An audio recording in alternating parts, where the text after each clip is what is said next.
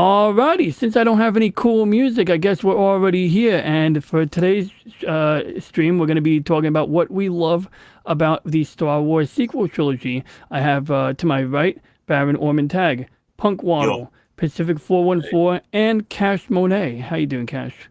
Pretty good. You have money? Did Yeah, you bring my Can't money? Can't complain. But did he bring our money? I want my money. Nah. Right. I tried. Yeah, I know, but that vault is so locked tight right now. Yeah. We got to make sure that there's the Beagle Boys. I know you're part of the Beagle Boys, DJ, so we got to be careful. Yeah. Well, Is that like especially with all the breaking news, he's got to keep Ben Affleck out of there now. Did Ben Affleck get arrested? Like, did he do a movie like Rust and then like accidentally hit someone with something and then like you didn't cover hear it the up? story? DJ, you didn't hear the story? Didn't you know Ben Affleck and J-Lo broke up? And now she's come by and right now Cash is in a new place. He's in J-Lo's place right now because she needed a new chin in her life. And Ben Affleck was greatest off. chin. He's taking care. He's bunking with Cash's brother and taking care of the family and all that. So yeah, it was an even trade, they say. Well, it seems like a nice thing to do, to look out for the kids and stuff. I mean, mom works hard and, she does things. She used to be hot in the 90s. I don't know about now. I haven't really checked her out lately, but I remember when I was like 12, I was like, goodness, that was hot, man. That Oscars performance when she was dancing and she was in those shorts, I was like, man, those are some thighs. But yeah, so anyway, I think we're going to dive right into it. So what I like about the sequel trilogy, one of you guys first, what do you like about the sequel trilogy? The end credits. The end credits? That was good. Man, wow, I hate you, Mike. Especially when I saw it in the theater. I think the best thing, actually, thinking about this is just to clap when the last movie's over and never watch it again and realize that, it wasn't that bad, and then think about it later. Wow, that was pretty awful. Yeah, Cash, you were a monkey clapping, like the symbols and all that. It's like, No. I'm clapping because everybody else is clapping in Star Wars.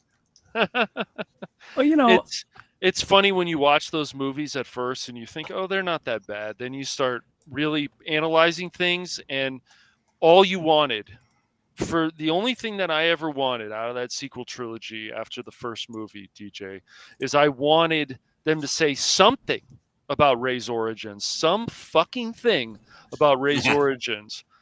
And when I finally got them, like, they finally said something. And then the more I thought about it, I says, why the hell? What was I thinking? This is what I wanted, and I just feel like these movies have failed me even. But for the last time, and Cash has low standards. Well, they failed because they had no direction from the get-go. Right, they really didn't. If anything was that I found, God, I don't know. It's just it was one of those things where Rey was just, she had no flaws. And as we know with Star Wars, like the best kind of characters in any of these stories is characters that have flaws. But what flaw did Rey really have? That's always been my question. What flaw did she have? My heart. Yeah. I mean, like, she's a desert lady, and I mean, she's a scrapper, and she's going through all that adversity, and she's getting things. And one of the things I liked about the movie was the garbage, except, you know what? I think I saw more trash in the Ord Mantell junkyard in Shadows of the Empire that I liked than what I saw here. And so I don't know how long I can keep this jig up acting like I enjoyed the movie. Although, I mean, I do like ships, right? I do like ships. So, I mean, like, if there's a scene with ships, I'll find it. And there's actually something I did not like about it. I did not like that they actually, I guess I kind of have to understand that they had to change the radio, the sensor dish on the Millennium Falcon because it got knocked off by Lando in Return of the Jedi. So I guess that's nodding to something. So I guess I'll give him that. This ship looked kind of cool, but then Huxtable, what was it, Captain Huxtable? Terrible doctor trying to shoot at the planet. Totally a disgrace to the name Huxtable, whereas Crosby at least, did honor to that name. So, I don't like what Huxtable did to the good name of Huxtable here. Was there any Jello? No, wait, that's him. I mixed them. They all look the same. That's not Huxtable. That's Kylo Ren. What about Jello? Well, I mean, on the bridge. I mean, we've seen people get jammed, but in Spaceballs. But did they get jelloed from Huxtable? Oh, I would See- imagine so. Did See, they get what a you pudding see, pop is what he's okay, asking. what you got Well- here, what you got here is the fact that you got yourself the Jello roofie pop, and when you go up against those Jedi ladies, you make sure they take an extra dose of that Jello roofie pop. I and mean- before you know it, your force is rising. Ah, The- that Jello. like DJ, the Last Jedi, for example. Okay, I have to say I didn't hate the connection between Kylo and Rey, but once again, when you watch that movie, what does it do for you? What is it? Does it do anything like Holo and some of these other? I think it's Holo, yeah. These other characters. What purpose is anything in that movie? It's just there. I feel like a lot of these sequel movies, especially The Last Jedi, it's just there. You can like it, you cannot like it, but what does it do to push any story really? I think it's just there. I think Hondo did more to remind me of the Lorna Doone cookies than she did about being a leader. You know, like the actress name is something Dune, right? Mm-hmm. And it Something like you, that. you ever have those cookies that like crackers for when you have tea? Yeah, that's what it did for me. But no, yeah, I mean, all jokes aside, like it definitely was pushing this angle, like the whole Mr. Chauvinist, guy. What's his name? The guy, the manly X-wing pilot. See, You talking that's how- about Poe Dameron? Poe? Is that it? Yeah, Poe, yeah. And And it's like I didn't like that angle. Go on. what about Phasma? How much of a waste she was when That when was a they waste. actually That had show potential. her in the animated part of Star Wars that she's like, I'm not going to take people's crap ever. But Hmm. this version, just nothing really. What are we supposed to feel? Disco. I don't. Yeah, exactly. You're I don't supposed to know. feel that What are we Han is supposed to dead, feel? Yeah. Mhm. Luke is Oh. dead, Leia's dead. That's how you're Well, supposed to feel. Right. They But dropped come the on. ball because they never had one scene with Han, Luke, and Leia. That's all we wanted. That's all us Would've been OG nice. fans That wanted. would have been lovely, yeah. Would have been nice. My favorite thing about that sequel trilogy it's Rey. I mean, you had that strong female, never did anything wrong. She's got the body of Taylor Swift, so no butt, no boobs, no service. DJ, And this is the point where I boot Barrett out for his nonsense. Well, I mean, these are relevant things. Although I gotta say, like, I always wonder, like, how she wears those things on her arm. Like, what is that? Is that like to make her feel warmer to prevent sunburn? Because I mean, look, I'm okay. Like, there's no sagging. If there's no boobs, there's no gravity, right? Or there's no impact from gravity. So there's that to be said. But I mean, do those look like fighter arms, or do those look like straps to cover up that fact that they're not fighting arms? the latter. Just, Mhm. I bet you that woman's never gonna a hand job a day in Even- her life. That's how weak even- those look. even in Force Mike. Awakens, like, look at how Kylo was always screaming about nonsense and stuff, just like being a whiny little bitch. Basically, it was like, dude. And then we had a chance, and Crit has talked about this too. And I'm not here to plug Crit, obviously, but there's been other people who have done a revitalized version of this, and they were like, hey, you know what we could have done? We could have actually had Finn become a Jedi. What? Come on, man. Yeah, well, speaking of Finn, you talk about wasted potential. All they had him do was be this lonely side character, and he was lonely, let's face it. Screaming, Ray! Ray! Ray! Everyone complained back in the day, right? You had all the running out and screaming about the prequel trilogies, particularly the Phantom Menace, and they were Mhm. going about Mhm. how all Jar Jar is Mhm. an alien Steppenfish, Steppenfish, or how we pronounce that. And in all reality, the ones that scream all that's what they did with Finn. Mhm. I mean, we're going to have this Good strong point. black character. No, he's going out there like Mhm. he's an Amos Andy TV show or Steppenfitch or any of that stuff. Out of that era of of cinema. And what did you really do? I mean, if you're going out there and trying to push, obviously their agenda, and we got to make sure we hit all the check marks, then why do you make him into a fool? They did such a disservice Yes. to that. Yeah. Well, all except for Ray, because she arrogant to the whole thing, even off screen, talking to people. But all of them, from Isaacs, Jason Isaacs, and or whatever his name is. I have him in a block right now, and of course the actor who He was played. good in Event Horizon, Jason Isaacs. I know it's a little bit different movie, but when you Okay. said Jason Yeah, Isaacs, I he's thought of him. a quality actor. Yeah, Mhm. but Good movie, too. I think I confused with the other actor, but I think is it You talking It about wasn't- Oscar Isaac?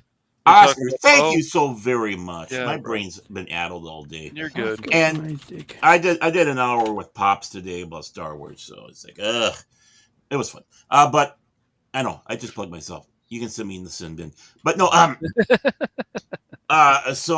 but no, I mean, you had all this where basically everyone became caricatures, Mhm. worse than stereotypes, and that what good character building do you have? Especially like Mike said, there is no direction, so we almost go right back to square one with Finn being, the pathetic, dreaming after Ray, bumbling Friend his butts. zoned. Right, Hmm. and then he encounters, and I feel sorry for the one that played what's her name, the young Asian girl that was on there, and I just got him. See, I actually didn't mind her, but I didn't really care for the way Rose was written. Rose Tico. Well, yeah, Rose. Yeah, They Rose. tried to make her important in The Last Jedi, and then in The Rise of Skywalker, Rise of the Poopy Pants, whatever people want to call it. I've heard that one. I thought that's pretty funny. She's not really useful, or she's just in the background. Like what Right. they did, same with Poe. They put him Yeah. more in the Yeah. background. It's just weird. Well, they Yeah. Jar Jarred him. Well, it's Well, like they it's like- wasted her character. Yes, Kelly they did. Marie Tran, if you've actually seen her in other movies, Yeah. she's a good actress. But they Right. wasted her. But Mhm. like you said, like the way the trilogy started off with, you have this new cast of characters. It looks like a 3 or 4 of like main characters just random hobbled together on a quest, and then they kind of don't meet up. They don't have the chemistry, don't have the staying power. They don't build the foundation that the rest of the story arc goes to. And it's very much like, as much as the prequels in so many ways imitated the original, the sequels were, well, I'll have to break the fourth wall again, because I remember Jar Jar Abrams saying stuff about, oh, I was a fanboy, I get to do this movie, the stuff I was on set for, and you can go into the fact that he directed some, then didn't, then directed some, that whole thing. That didn't help the direction at all. But it's always this like, you have this person, this fanboy, kind of paying homage, but it's more of like, I get to do this and I get to play with these toys in real life, as opposed to really paying homage to what came before. And you can hear it in the interviews, and it's just like, and then he got Star Trek too, and it's like, I just get to play with all these things with no consequence. Which went down the... And fuck him up. And think about it with the original Star Wars. You meet Leia right away. Mhm. Then you meet Luke. Then you meet Han Solo. Mm-hmm. Mhm. And everything comes together. You find out who they are, why they're so important. Right. Why they matter together. Right. I mean, Luke was like 16 minutes into the film until we saw him. The droids were the first ones we saw, which is, poignant, because the whole thing is supposed to be through their eyes, according to George Lucas at one time. But, when it comes around the Jar Jar, the big problem with him was he went out there and did the cherry bomb challenge for one of these, for TikTok and all that stuff. And he shoved a lit cherry bomb up his bum. It went off, and he got brain damage. And so what they do, they go out with something, don't have any guide to follow. This man didn't even have the proper way to do a proper homage to Lucas. He never used the cuts. He never used the No. whites that was used. Nope, in you never saw previous the movies. the seam wipes that you saw in the previous 6 films. Right, which is part of the aesthetic. Whether I you did like it it or my not, way. that's the aesthetic. Yeah. Mhm. Well, we're And you seeing a know lot. what's That was kind of an intro to. Well, I mean, that was when did those come out? The which first The one? ones in the late 70s, early 80s? No, the first sequel came out what year? Oh, 2015 was The Force Oh, the Awakens. first one, yeah. Okay, so Now, they 2015. rushed. I mean, we were already in the let's reimagine and redo stuff, sort of let's do it our own way era, but it kind of there's kind of a bell curve of when it came to Star Wars and Star Trek that it really became completely mainstream if it had been yet. Mm-hmm. Well, I mean, yeah, and what happens is when it becomes quote unquote mainstream, what do? You get the trendies. And then these people are going to be going to those fickle fans because they just follow, oh, this is trendy now. I'm going to follow it. And I'm Well, going to make sure it comes you to get- me.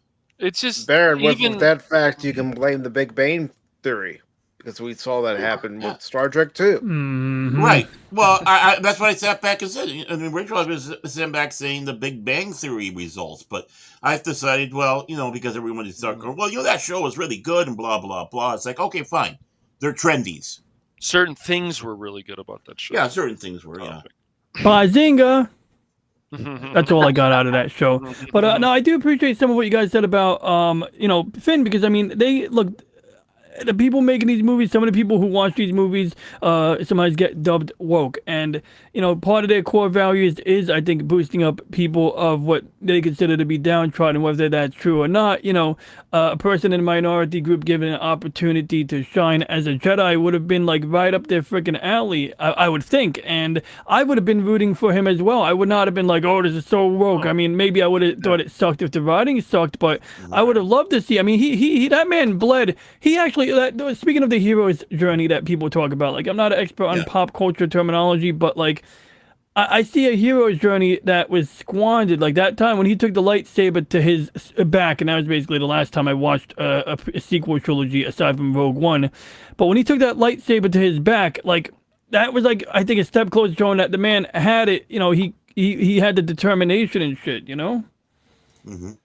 It's just it's just what follows that, of course, is just what we've seen from a lot of Disney Star Wars in general, is just a lot of wasted opportunities. We have this character, then we waste it. We have this other character, then we waste it. Then we give this character powers. It makes no sense because they weren't supposed to have powers anyways. So it just keeps building and building and building, and you're just like, and I would even say, even if you enjoy the sequels, go back and watch the older stuff. Just seriously, because you're missing out if haven't watched Empire, or you haven't watched the original Star Wars, or you haven't watched Return of the Jedi, or even the prequels. You're missing out if you haven't watched those, and you only have watched the sequels. Mm-hmm. Mm-hmm. Yeah, you're not. I couldn't imagine that. You're not. Yeah, and with I couldn't imagine only seeing the sequels. I'm sorry, that's just such an alien concept to me. Go on, Baron. Right. Well, I mean, it's so bad, especially the fact that the first thing you see with the sequel trilogy, at least for 7 and 9, was bad robot in the beginning. It's like, talk about hubris right there. You're just coming in to work with them. It's like, stop it. I don't know what they did for this for Last of the Jedi. I don't care. But but the thing is, still, Abrams was the producer of all of them. Mm-hmm. And wouldn't you think he would have control over those aspects? Ryan, now's your turn to do it, but why isn't he being like a mother hen hanging over him? Exactly. And then in that movie, they destroyed another tradition in Star Wars. You didn't hear, I have a bad feeling about this, or a very bad feeling about it. True. You did not have. So what Ruin Johnson's response back was, because, he's got to be Mr. Smarty Mouth and Smarty Pants. Oh, it was BB-8 that said that in the beginning of the battle. Oh, right. Okay. Sure. Go away. Mhm. See, there are certain ingredients you have to have in a Star Wars film. There are certain ingredients you have to have in Star Trek. Yep. Name every popular IP out there. They all have certain aspects that make them what they are. And if Right, you don't have a line like "I've got a bad feeling about this" in a Star Wars film, then it's not Star Wars. Just like the screen transitions, the wipes. Right. It's like seeing a long time ago in a galaxy far, far away in the beginning. Yeah. Oh, we're not It going to do is. that now for my film because I want to focus on some other things with Star Wars. I want to Didn't they focus on a have? rock. The Star Wars stories, like the Han Solo story, which should have not have been in the other one before that. I don't know. They're like, it's a Star Wars story in the Star Wars universe, but it's like, is it really necessary to be told? You're once again breaking away from the storytelling, breaking away from the tropes, breaking away from we want to sell something Star Wars related, but with once again taking away the tone of Star Wars. Right. Well, yeah, exactly. I mean, we of course had the Force being put to sleep in the with that first one, and in that I thought about the only neat things besides, of course, the Falcon that's been with us, and I can understand the dish because it got lost in the Death Star, so it's like I would have thought that Han would have tried to find it, but even the fact that Han lost the Falcon is absolutely friggin' ridiculous. But the ships are pretty much ugly. I mean, I rather like the design of the new Star Destroyer, except for one thing. Why do you have all these open spaces where fighters can go in through? That is a major weakness. Yeah. You are an idiot. You're a buffoon. But overall, I like the design of it. I thought, okay, you're keeping that aesthetic. Of course, going back to Ralph McQuarrie's X-Wings. Okay. Maybe you should have had something like this for like the Clone Wars or something like that. But okay. Here we got those, the Ralph McQuarrie, and they're smaller. By the way, don't forget, they're smaller than the other X-Wings that we saw, the T-65s. Okay. But you have all the other ships are basically boring. I mean, you take a look at that, the troop transports for the stormtroopers in the beginning, with you trying to make you get all motion sickness with flashing lights and red and stormtroopers back and forth. I mean, okay, great. You just took a Kraft cheese box, put a little center thing and a flip door in the front, and there you go. Great work. I've seen some of the drawings that they had for the drop ships, plan designs. It's like, why didn't you do that? That's Star Wars. Those shuttle thing that Leia came down on. At least you could. Oh, okay. I'm still here. I just saw someone drop off. I know you had. You could use that design for Leia's little shuttle when she came and picked everybody up and got them all together. But no, they made this ugly harmonica coming down. I'm trying to figure what note was she on there. Was she G sharp? I don't know. But you got the harmonica coming down. And it's ugly. Ugly. You didn't have the aesthetic for even the ships in that first film. You kind of knocked it out of the park with two of them that was supposed to be original in there. But the rest are pathetic. Well, I gotta say, I'm pretty spent. I'm surprised you guys made it this far. I think it's just time we do something else here because I can't do this Star Wars anymore. And I got a Star Destroyer here. I can show my Star Destroyer. I could show one of my favorite ships from Gundam. But I am done. No more Star Wars. I don't know how to get rid of this other background right now, so we're leaving it. But everything else, in fact, no, we're gonna pick a generic background. That's what we're gonna do. Don't you want me to show you my Playboy centerfold array? Oh hell yeah! I sounded too excited about that. Sure, Baron. Talk about making anthills, mountains out of anthills. In this case, mosquito bites. Yeah. But did you bring some AI generated Playboy centerfolds or something, or do you have real ones? Oh, that's too it's a bad. joke, DJ. I might get my ratings. It might give me a boost in the ratings here. I mean, you'd be surprised. Everyone's interested in everything here, you know. And real quick, I want to touch on two things. Well, let's see here. Jason Fox says he gave up and they removed all his character development and then just they killed him. Oh, I didn't get that far. I stopped after episode Rogue One. But that's understandable, you know. Yeah. But you do have good points about open spaces and, you know, something that you'll never see committed as a crime in the Mobile Suit Gundam universe, especially the Universal Century timeline, is ships that have big open spaces, aside from the hangar bay, of course. But then again, they also have a little thing called a Minovsky particle, which limits their radar ability. But, I don't know, I'm just willing to cover anything and everything here. Like, I just want to share,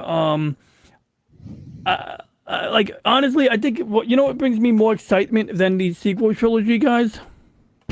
Can you guess? That? Gundam Seed? Actually, yes, but even Gundam Seed, even Gundam Seed Destiny, right? Even Gundam Seed Destiny, nobody likes that. Or if you Right, no, a lot of this is sparking my imagination quite a bit more. I mean, look at that, look at the graphics there. I mean, like that box is actually faithfully representing what you do in Grand Prix. And when I was a kid, I remember reading this as Grand Prix. And I had to be corrected on that because I didn't know. I thought like it was Grand Prix, but then I realized that I'm saying Grand Prix plural, and that's kind of funny. It's French, so it's apropos to call it Prix because you know. Oh yeah, never mind. Yeah, See, no obligation there. Well, like I Where told did you off stream, DJ, I used to go to a friend's house and play that game. So when you showed it, it's like, I remember it. Oh man, dude. Did you guys play it in color or black and white? Because some people still had Ataris Color. hooked up to a black and white TV. Color. He had a color TV. Color. That's cool. I had both. I still remember how like was it Crystal Castles? Yeah, the arcade version was always so much better than the Atari one. It was just a mess. It was kind of a mess. It just didn't work very well. Well, that's moving your bear around and stuff on the map wasn't the best. Whoa, bear?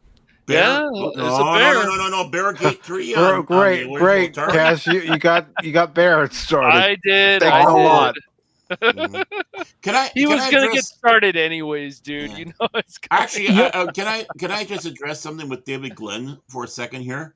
He was asking about extra vertebrae in planet neck. Yeah. No, you know in Africa, have you ever seen like in Africa you got that tribe that as their whatever they put one like torque or whatever you want to call it around the neck, and then they had another one and another one. Before you know it, they have like 14 of them, and they start getting that giraffe neck. That she was going through that. She was going through her native roots, even though that she's not from Africa. And this was part of her solidarity. Yeah, right there. See, I thought Laura Dern was going to start complaining about Jurassic Park again and stuff, and her relationship with Dr. And Crit, there is no chance that I'm going to review The Acolyte because I saw 3 minutes of The Acolyte before watching The Phantom Menace in theaters again last Monday. Oh, boy. And no, absolutely not. Yeah, Laura Dern she can be a nice person, it seems, but she can be an absolute nutcase, too. Oh, yeah. Well, so can her dad. Mm-hmm. True. What is Acolyte? A special light bulb or something? Is that like an Acolyte? It's the Leslie Headland Star Wars series. Leslie Headland! There's this Crit and I know of this guy since he's in the channel. This guy used to always scream out, Leslie Headland! And it was just like he was just obsessed with defending her. And then Jason and I went and did some research into her. She read like half. She says she cares a lot about the EU, according to Kathleen Kennedy, but she's only read like maybe one of the books of Timothy Zahn. That's not very good. Might want to do some more research there. No, that's Timothy Zahn is interesting because I started reading a series of books known as, in fact, let me get a picture of the thing because I'm very honored to read these books. So I started reading a series of books known as the Honor Harrington series. In fact, let me put that on my top monitor. Oh yeah. So like basically James, who's in our chat, he kind of like not pushed me, but I was already thinking about reading this series, but after James was like, "It's good, man, read it." So one thing that's interesting is not so much the books I've read so far, but the Honor Harrington books that are apparently like that are like sort of like prequels or take place like in the same universe that take place in the Honorverse. And I don't even know how to find them easily right now, but like basically bottom line is, okay, we just click on Honor Harrington, I'm sure we'll find it. And let's see, Tim Zahn, okay, now it doesn't come up, never mind, now it's making me look like an ass. But I'm 89% sure that Timothy Zahn was involved in writing some books that take place in the Honorverse. And they're, like I said, they're prequels, and knowing like what he did with the Thrawn trilogy, and hearing, you know, the accolades I hear, not acolytes, accolades, right? You know, positive reviews. The things I'm hearing about him, I'm interested now in, you know, seeing anything by him. And since I'm liking the Honorverse, I suspect he will be more than capable of doing justice, or already did do justice to that universe. But, you know, like you said, this lady, I don't know who she is, but you did. I'm sorry, back to you guys. Oh, you mean Miss Risting Bitchface? Yeah. Yeah, RBF lady. Yeah. Hey, what's up, Loki? We got Stone Loki in the chat. Good evening, sir. Wow, But, hey, Loki. Hey, Loki. So as you can see here, we already did our bait and switch, although somehow we keep circling back into, like Jen Psaki, we're circling back to Star Wars here. But at this point, does Baron, I feel like this is something that would be up your alley, but you guys, do any of you guys have a Federation passport? No, I don't. I don't. You don't have your Federation passport? Oh my god. I No. lost mine on For Risa. you. Oh yeah, well of course, yeah, that is the place to lose it. I lost mine when we went down to the border guard. For real? I feel like that's a real story.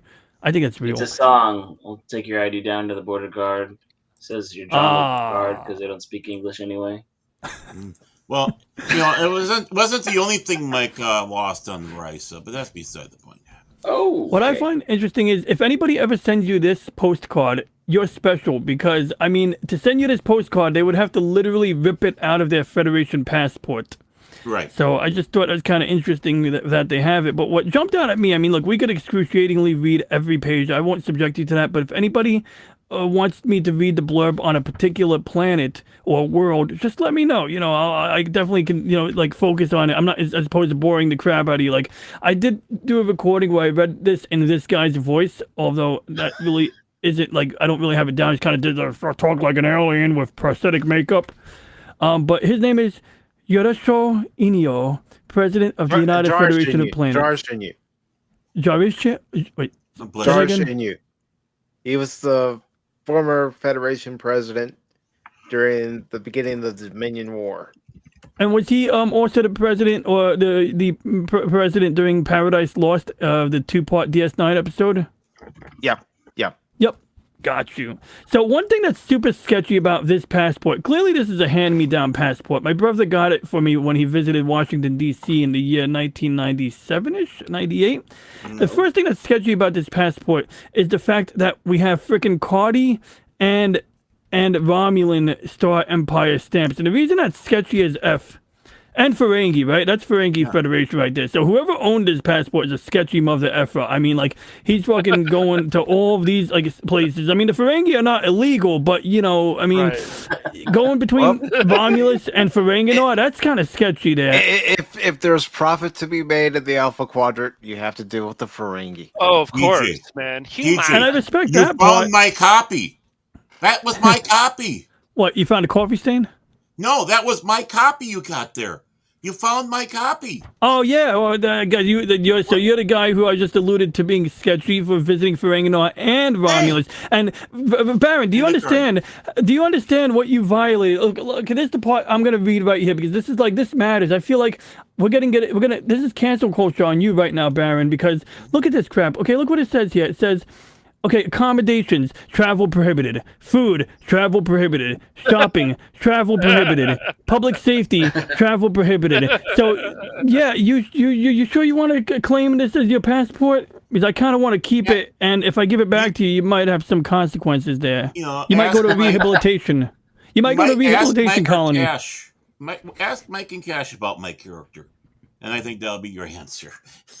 So you might want to go to a rehabilitation colony, because they sound nicer than prisons, but I don't know. Might? What, do they have conjugals now? Like do they have riser trips there? Is that like a part of the Federation? I feel like the Federation would be like, go to prison and we'll give you a riser trip as part of your package.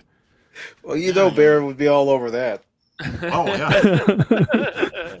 Please send me. Please send me. I need to recant from my sins. Just remember, you carry your Horda around. You got it. That figurine that Picard was carrying around for Riker, like when he met Vosh. Like, are you happy to meet me? Are you happy to see me, or do you have one of those in your? I got a problem with the name of that. I mean, shouldn't it be Hor Not Gone? I mean, I'm just saying, like Horgon sounds like you should be getting a different statue to repel the girls, and I mean, I'm not saying that all women who want love are whores, but if you're on Riser, I'm not gonna split hairs here, guys. I'm sorry. It's Vegas. What happens? What happens when Riser stays on Riser and listen to STD, which fortunately is coming to the end after 5 years. But the one thing you got up there that I wish they would have explored sometime throughout the real Star Trek era, Shore Leave Planet. Oh yeah, that was a pretty interesting one and a fun episode on its own right. Let's read this blurb a little bit. Let's give it a little bit of love here. Located in the Omicron Delta region, this unnamed planet is also nicknamed the Amusement Park, and for good reason. It is truly a place where dreams can come true, if only for a short time. The Shore Leave Planet was developed for recreation, a place to recharge and clear your mind. Once you have visited this planet, you will understand why holosuites were developed, although they are only a pale imitation. I don't know, I'd say that to Quark. Instead of creating a hologram or using a pre-programmed holo, here you simply think of a desired situation or object. Extremely sophisticated underground equipment immediately transforms that thought into reality, as we saw with that little antenna device. If you decide you wish to alter the fantasy, you merely change your mind. Should you lose your life in a duel protecting some lord or damsel in distress, fear not. There is no real death on the Shore Leave Planet. Accommodations, your every wish is granted. Shopping, a planet of dreams, not knickknacks. You will be satisfied on the planet of food. You will be satisfied on the planet, but hungry upon leaving. That sounds kind of dangerous, so we might want to touch on that in a minute. Public safety. You have nothing to fear except starvation, because apparently you will leave hungry. And I mean, you spend too much time there, apparently. You might starve without even knowing it. Am I reading into this too deep, guys? Well, the food's not real. Yeah. It sounds dangerous there. But if you happen to be older and you die of a heart attack while being entertained by some of those fantasy girls, can they bring you back from that? That's my question. I feel like that could be a tall order. The classic, if you die in the game, do you die in real life? In this case, no.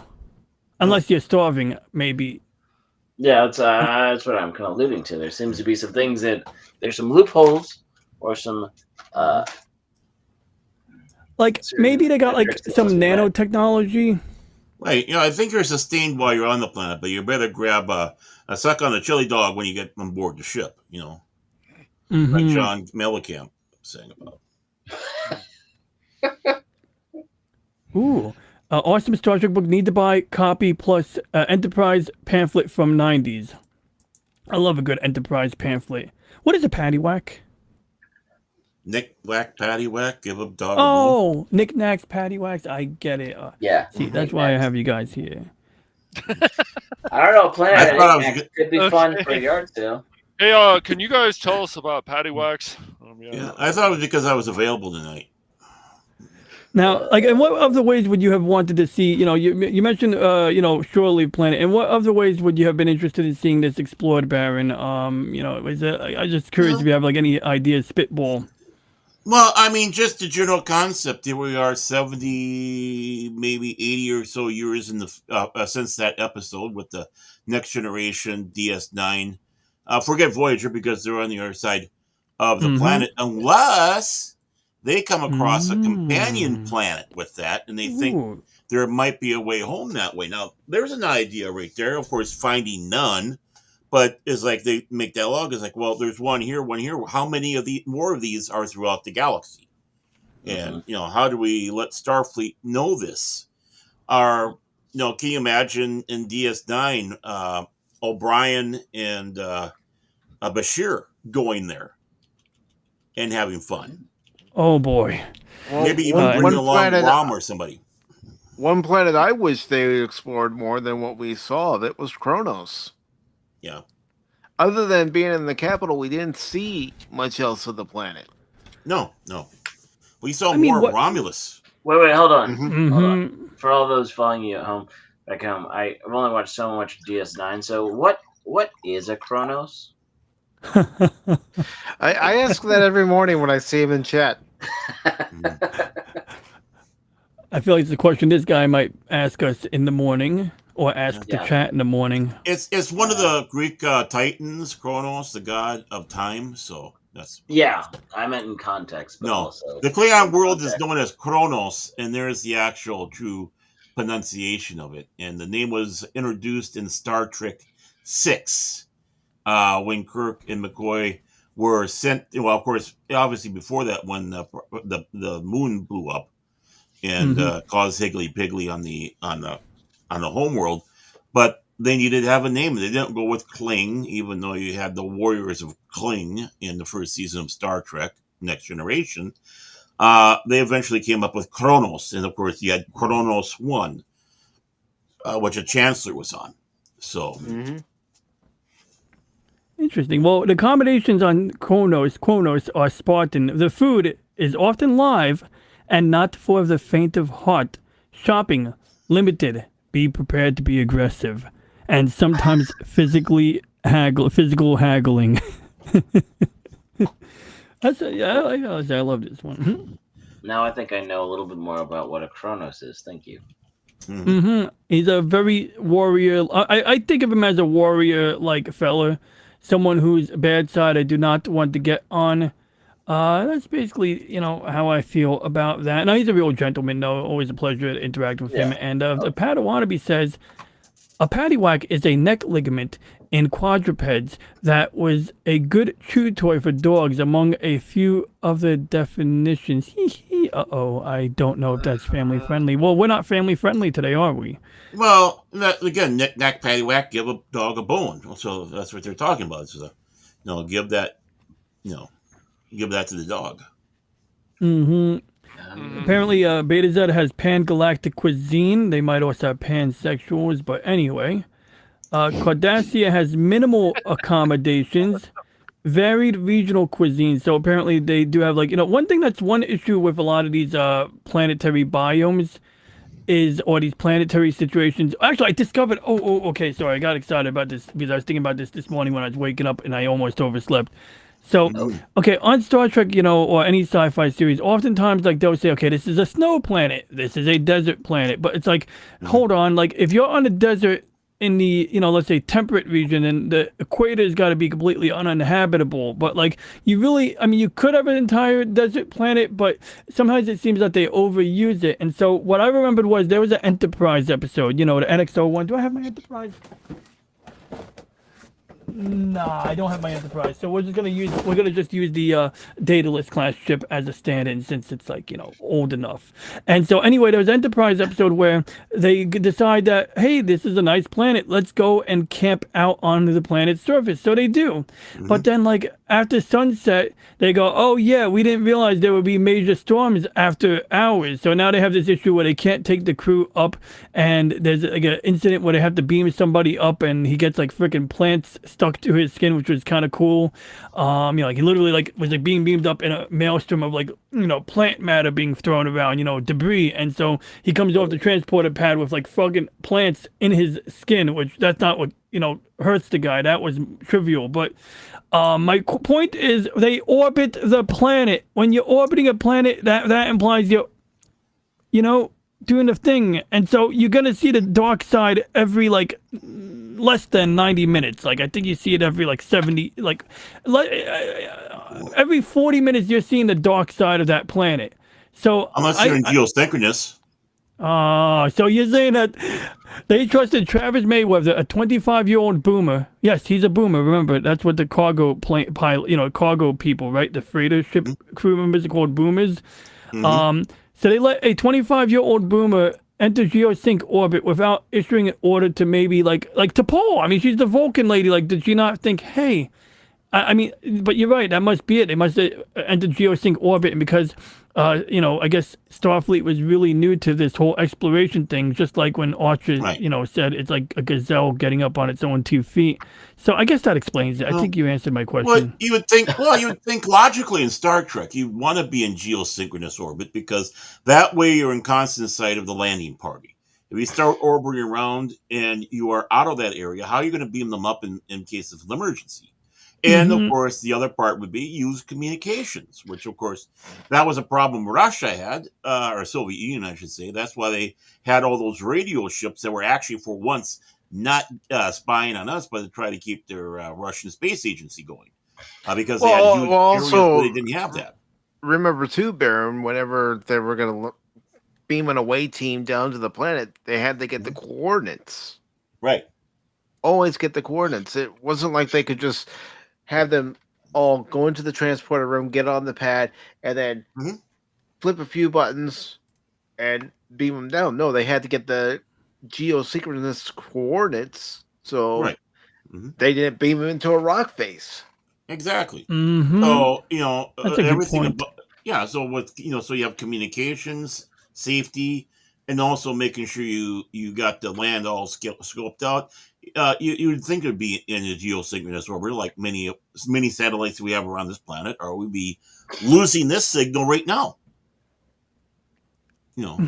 And what's so funny, like speaking of satellites, that's something that like of the sci-fi franchise, maybe because I guess we have more familiarity with the technologies, the writers have more familiarity.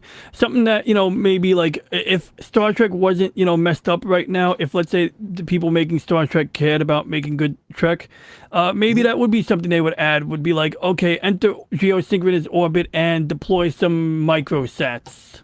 Because I think that's something that a Starfleet ship would do. I mean, a sensor probe doesn't have to just be this one expendable missile or torpedo-like object. It can be something that you throw into orbit and, continue to operate for the duration of your stay. Right. And you think about that because Arthur C. Clarke was the one that actually came up with that idea of geosynchronous and using satellites in that way. So even back in the old series, I think that he came up with that. Yeah, he came up with that in the 50s.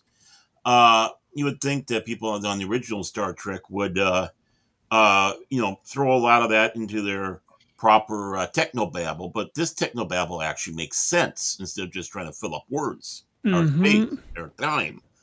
But again, nowhere's along the line do you have that. It's like everything's all on the ships, and you don't have to worry about anything else. And yeah, just get on there, and we'll pull the flush lever, and down you'll go. You'll be just fine. That reminds me of a story. A friend of mine, when he was a kid, went to a Star Trek convention. My friend's cousin, he met Captain Kirk, William Shatner, and he says, "Hey, man, how do you guys go to the bathroom?" So Shatner answers, "Well, there's buttons on my chair." And he basically tells him that he pressed a button, it opens up a little door under his butt, and that's how he goes. I could appreciate that creativity, more creative than the writers sometimes, But David Glenn has an interesting question, but what are you going to say, Baron? No, that's about it. That's the thing. Okay, just in case you had something. But so David says, what supports the oxygen cycle on a desert planet? And that's another good point, because, I mean, we went, as we're looking for exoplanets, at least as I'm nerding out playing with Space Engine and just kind of like seeing, looking at the different, like what few exoplanets we have a pretty good handle on. It is like what we look for, what real scientists look for is, the presence of anything that shows that, what would resemble. Now, of course, well, actually, how do I start this? So when looking for alien life, I don't believe that we should necessarily be looking for water and oxygen, but I get that the only life forms we're familiar with rely upon those things. So when we look for what we're looking for is like carbon dioxide, so we know, okay, something's emitting carbon dioxide, or even like something that resembles carbon monoxide might hint that maybe there is some industrialization on a planet. But on an all desert planet, it seems like even if you see like an arid planet that's in the temperate zone, there's no guarantee that said planet is going to have like the breathable atmosphere that would accommodate our needs, because I mean there's no life in there. Like literally our planet, if you go back to the earlier history, like you had different types of plant matter, you had flora, you had mushrooms, you had all this crap that like constantly altered the environment until it was an environment that was appropriate for the precursors to life that led to us. So yeah, I mean, I don't have an answer to that question, David Glenn, but it's a good question. It is a thought-evoking question. Mm-hmm. Well, I mean, let's take a little step into another universe than we're in right now, and let's take a look at the Dune universe. Even described by Frank Herbert, there was forms of vegetation and small life forms on the surface of Arrakis. Plus, he did have the two polar ice caps where they went up and got water. But of course, the Fremen also had a source of water underneath the planet, and water would kill the worms, or also the what they call those trouts, the sand trouts. So, I mean, even that being a man of trying to think of how to make this world biological, ecologically viable. Right, exactly. He threw little bits of that in there, and sometimes a lot of the people that try transcribing and forget those little things that there were, forms of plant life. Even Tatooine had some form of plant life. Just take a look around the Lars homestead. You can see some plants growing around. They're small, but there's plants. So that's an interesting point. And but I do remember I do recall reading. Oh, excuse me, I had gas. I do recall reading about some of the Dune lore. I'm sorry, man. I'm so distracted here. But I do recall reading about Dune lore, and there were some things on Arrakis that did facilitate for like sequestration of water, and how, like you said, the sandworms, literally it was antithetical to their life. So, I don't know the full story, and maybe I'll get answers as I read into Dune more. But we do see that either the Fremen are sequestering water or right. Doing something with it, and I don't know how much of it they're sequestering. Is there like a natural process that allows water to be sequestered? It seems that the sandworms or something prior to that part of their life cycle somehow takes away water. Is that something that happens in obviously there must be something underground for them to have. And then when a Fremen dies, they render him down and take all the moisture out of the body, and it contributed to this pool. And then off of that, that'd be part of the Stiche, or the family, and they'd be given the little tags, letting you know how much in that pool is yours. And being that they're underground and away from everything, they don't have anything to worry about with evaporation. As the lore continue on by Frank Herbert, Arrakis became green again. And then as we get into like the Children of Dune and all of that, we do see that there are consequences to that adversely affect the ability to produce the amounts of spice they were accustomed to producing. Right. So, that's fair. You're kind of looking at that with God Emperor Dune and the Heretics of Dune and stuff like that, where the world becomes green, and then it becomes a desert again, and they put the happy little sandworms out there, and then Arrakis, as it's called, then gets blown up real good. Oh yeah, I did skip ahead and investigate that aspect. That was interesting, and it makes sense. I mean, I'm sorry, I'm playing with these backgrounds here. I was just trying to see if I give something that doesn't get people dizzy. I don't want to give you guys vertigo, being sucked out of an airlock. Does this bother anybody in the chat or in the panel right now? We've been sucked out of an airlock. Actually, it's blown out of an airlock about 2-3 times. It doesn't bother you no more. Yeah, true. Oh, well, it's funny you mention that because, I mean, like I said, this... Cash, did you say something today? Yeah, No, I well, did the hear problem is, like, Baron got stuck, and then, like, we had to use, like the plunger to push him out, so, yeah. Oh, gosh. Oh. But You that opened reminds me... yourself up for that one, Baron. Well, I was going to say, you left me there to plug the hole. And it's like, Right. thankfully, my head got such a case of frostbite, and then when we got where the sun was, exactly. sunburn, it was like, oh my God, fire and ice on my poor, and even my poor weenie. It's like in my little happy nuggets down there. I mean, I had baked nuggets. It was horrible. Yep. Air fried. Oh, Well, space fried. Space fried. He kept yelling, "I'm fried!" He kept yelling, "I'm fried, Punk Waddle. I'm fried." And we're like, it's whatever. Well, And of course, they're afraid they frying didn't want me to burp. They didn't want me to burp because they figured if I burped, then I'd shrink enough and the hole would be exposed again. And now I go, and so would they. So it's like they kept on giving me fizzy drinks and such like that, and said, "Don't you dare fart." Oh God. I don't even know. That might be dangerous because, like, I mean, they say, like, if you ever have to transfer from one vehicle to another in space in vacuum, that you should, like, essentially, like, do what the divers do, release your carbon dioxide, but definitely don't hold your breath in, like, release it. Right. And that pressure differential can be very dangerous, but surprisingly, human skin can hold some of that pressure in. Like some of the high altitude flight suits have that elastic pressure, basically, that's enough. But what I was reminded of, pop quiz, how quickly does something turn to ice? Like, when you're watching a movie and somebody goes into space, their eyeballs freeze. How quickly is that supposed to really happen in real life? All depends on where you are. Well, here's the interesting thing. So, okay, hypothetical, let's say you're in a shadow. Right. So you're in a shadow, you're in a cold area. Surprisingly, you don't freeze right away. Because you're right, if you're in the sunlight, you're definitely not going to freeze, right? Like, you're literally in, like, blazing sun. Like, you're, like, at least 200 or 400 degrees. I forget the number, but it's, like, up there. But in the shadow, even though it can be exceptionally cold, one of the biggest challenges, like with a spacesuit, for example, or extravehicular activity suit, or a Gundam even, is getting rid of that excess heat. And yeah, I said a Gundam. Gundams have to get rid of heat too. I mean, like, I don't have my RX-78-2, but I have this this little grade, entry grade Victory Gundam that has the wrong color on the bottom here.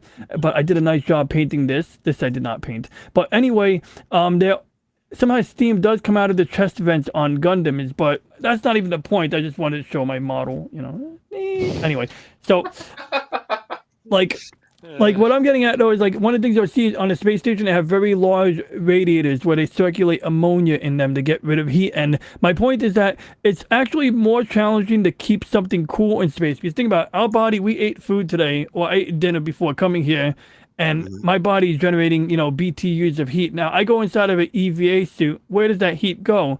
There's no air to conduct it through. So it does have a way of getting rid of it, but they had to actually design that. Like in the early Gemini suits, they didn't necessarily have a proper cooling system. So I just want to share that with you guys because it expands when the guy goes in the airlock and his eyeballs freeze. That's just not how it goes.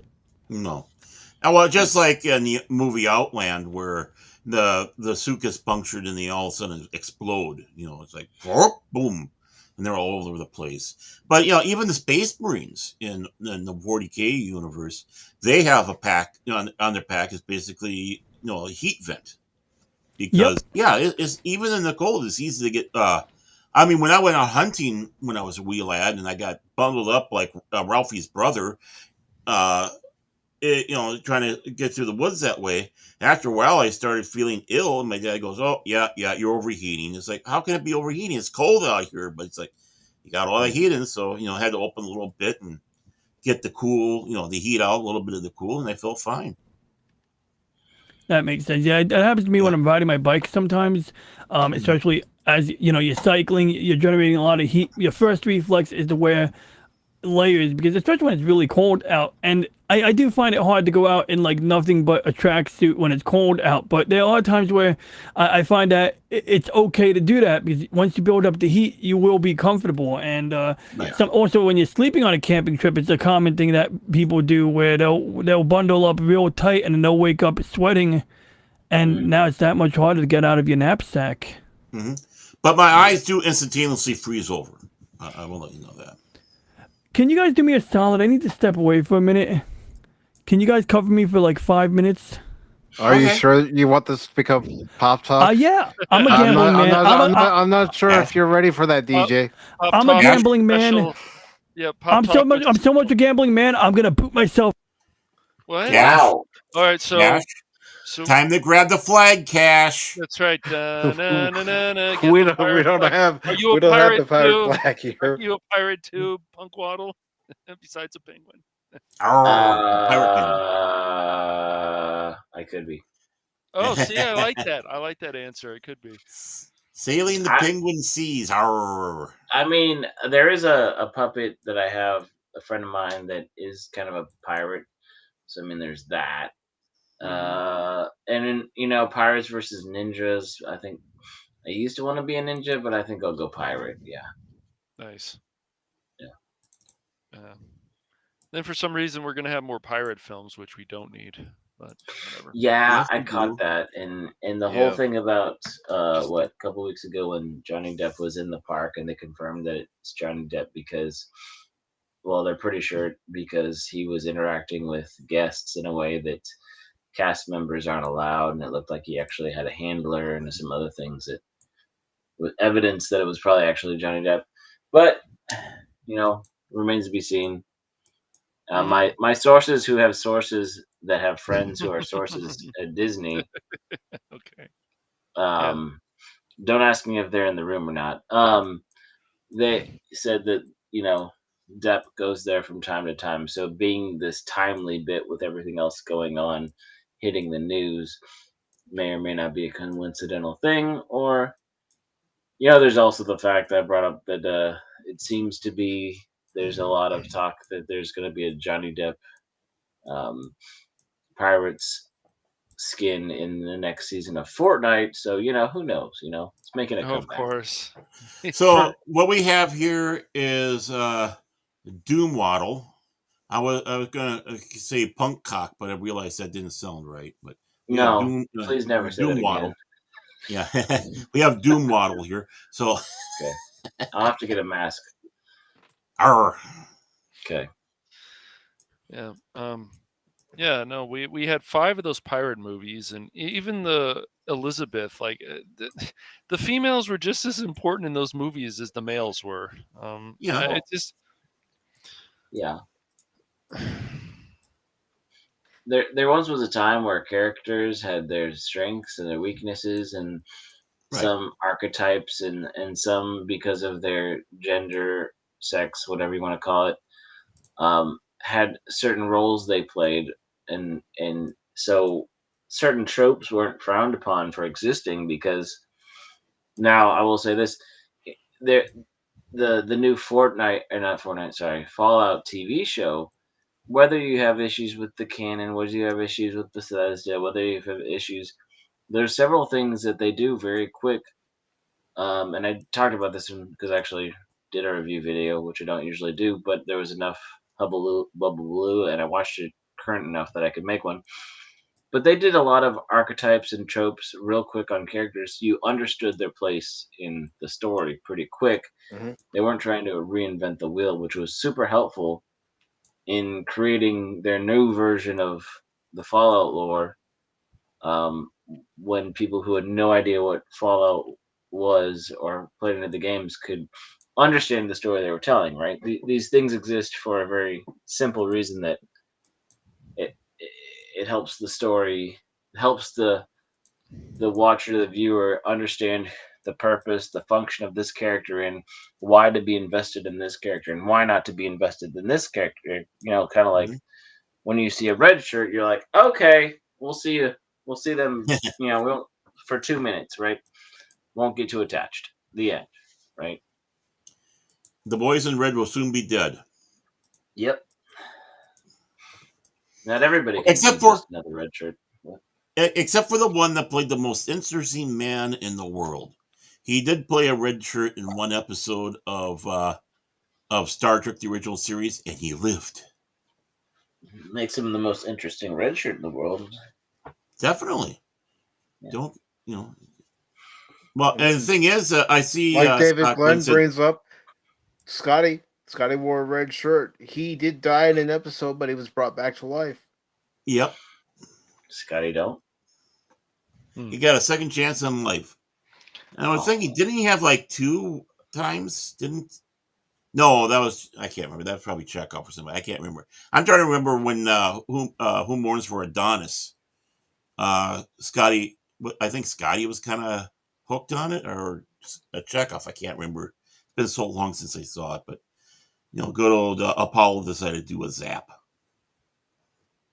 But I know the Changeling, he died. Mm-hmm. Poor changeling. Yeah. Well, Jackson Roy Kirk,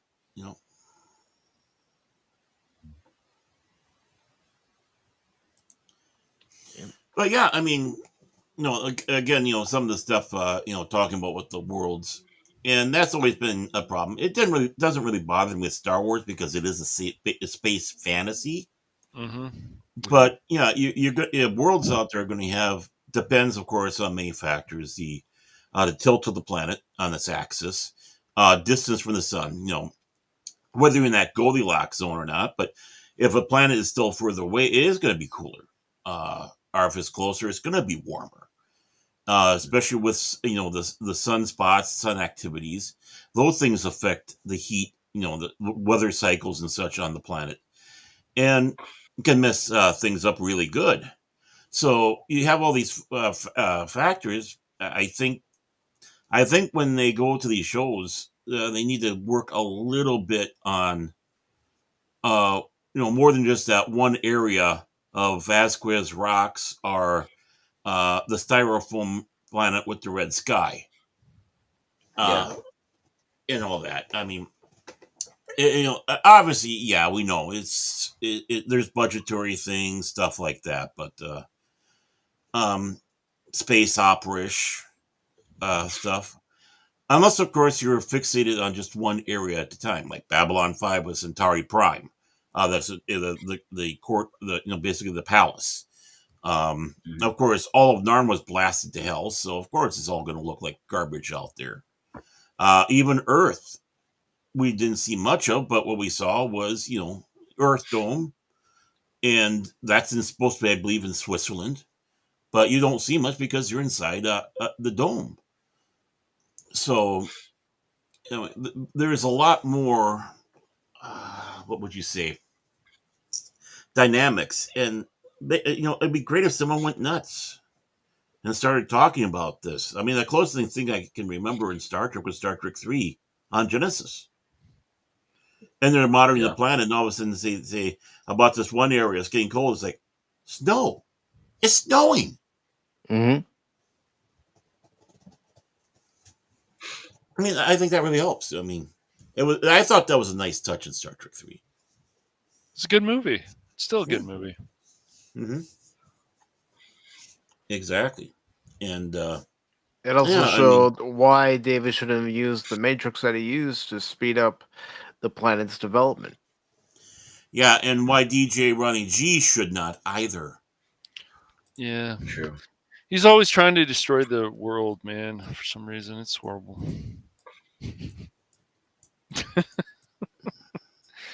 He looks all innocent. Yeah, He's just a mad scientist, man. I'm telling you guys. He looks didn't look very innocent. Oh, no, it did not. That time it did not, no. While I was going to the bathroom, to get my Gundam model kits, I thought you guys had a very interesting conversation there, and yeah, I mean, like you said, the Goldilocks Zone and Earth Dome. Were we talking about the Earth Dome? Which dome were you talking about? Earth Dome, Babylon 5. Okay. The name of the place Biodome? is Babylon 5. Babylon 5, yeah, awesome. I wish I had the picture of the journalist from ISN. You ever see the clip where she's reporting from Geneva and she's like sitting on this like news desk that's like 80 feet up but it's really just Commodore Amiga graphics. Mm-hmm. Well, I just thought that was cool, even though it looked kind of cheap. But no, I mean, did there's anything like I would be able to chime in on? I'm sorry, like I was half present when I was away. And if there's anything planetary related, because, we got a space engine right here. I'm not saying we got to dive balls deep into the solar system, but if you want to, we can. Just putting it out there. I'm so glad he didn't say balls deep in Uranus. Well, we can go moons deep into Uranus. Because Uranus has a lot of moons. Yesterday, I was looking at Uranus, and it had like 7 moons. It had so many moons in orbit of Uranus. Did you know that? They're called dingleberries. They're not called moons. They're called dingleberries for that planet, yeah. I mean, I can send you a picture of Uranus. Maybe take a screenshot if you want. Well, yeah, I did have it bleached, so please, I'd like to see what it looks like. It's still blue. Oh, okay. Might be a medical condition there. I'm kind of concerned about that. I really am. But no, jokes aside. So remember the Babylon 5 episode when they sent the new Star Furies to shoot missiles at the Mars dome? Did they really do that? Remember President Clark? He was like, yeah. They really did that. I mean, they literally shot a freaking dome on a planet with no atmosphere, no meaningful atmosphere. Yeah, I mean, you are talking about. You are talking about this megalomaniac, moron, and yeah, he would do that. He didn't care. I mean, they were killing families and kids. They didn't care. Yep. And that was one of the things they focused on about President Clark and what he was doing, and letting the other captains know what was going on. And you had those that were firm believers that were more than happy to slaughter innocent people, and then you had others that decided we're going to join Sheridan. And then you had those just following orders until they were like, okay, this is untenable. Right. Yes. Well, then you had people like Lockley who fought for Earth Force because that's who she signed up with. That's who she was loyal to. Yes. Mm-hmm. That doesn't make her a bad person. It's just that's what she fought for. So. I mean, that was a realistic way to go with that. Because in real life, you would have that situation, and it was interesting. They had to actually grapple with the, sort of reunification. But back to you, Baron. Why do I have two pirates? Okay, whatever. I got 2 pirates. Well, yeah, because you're away, so we raised the pirate flag. Top Talk, yeah. Pirate radio. This is what they do when I'm not on Pop Talk. Oh, that's why we do more than this. Yeah. Oh, I know. I just don't want to scare people, Baron.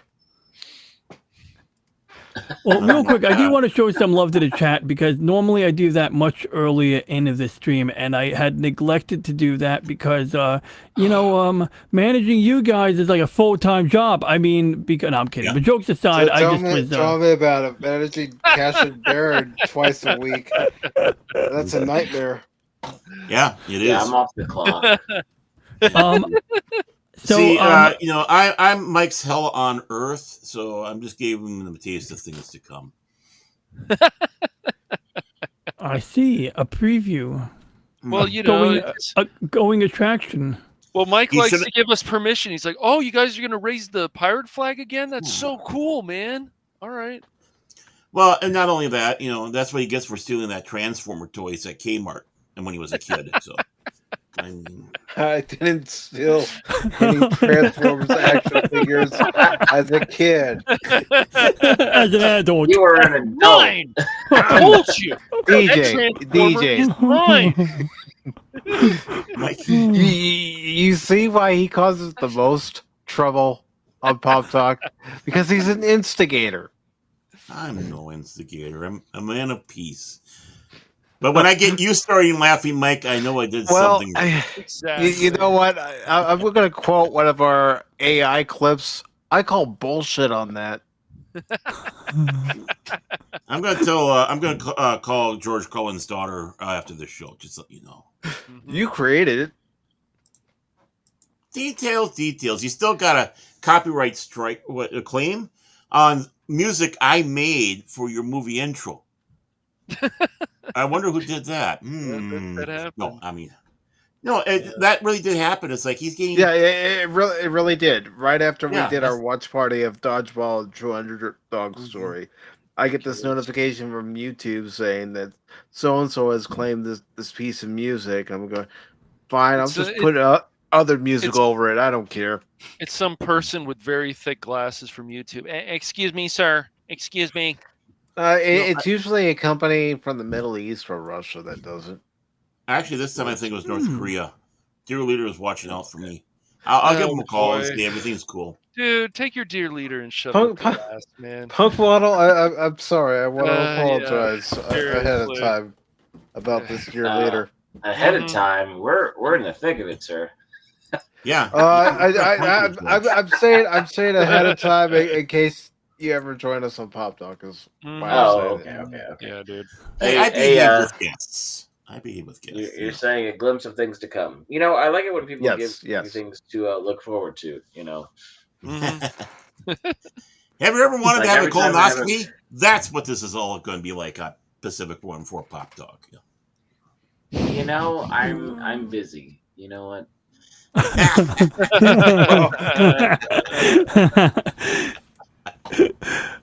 Might take a brain check. It's okay. Look. I was on Pop Talk a few weeks ago, and look how I turned out. You know, I had Taco Bell last weekend, and I feel like that's about the same. Oh, wow! I You know what? Wow. Fine. Oh, I'm I don't sorry. have You to said take colonoscopy. this I thought you said I don't have to take this abuse. I'm out of here. I'm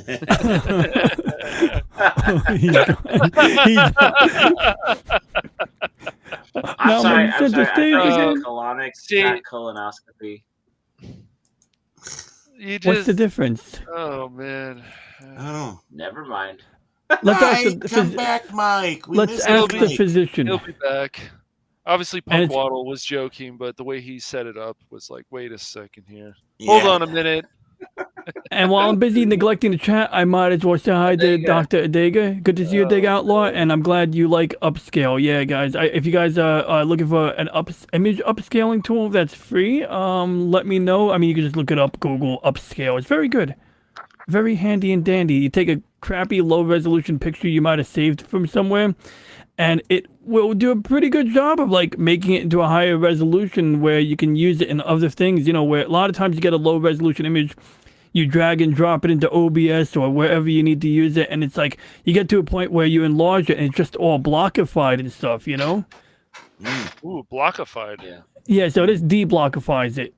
And it has 4 different AI models or machine learning trained models to do it. So sometimes, like with illustrations, you might find that one setting works better than what you would use for photography. Whereas, you know, what do you call it?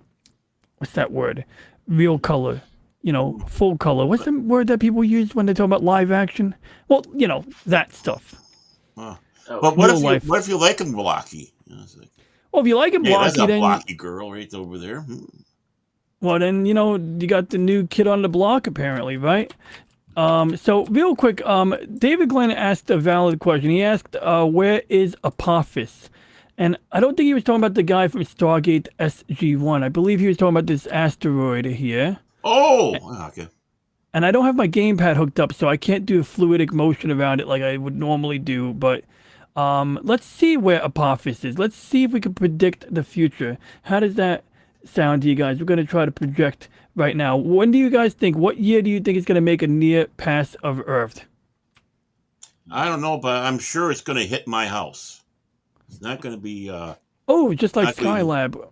Yeah.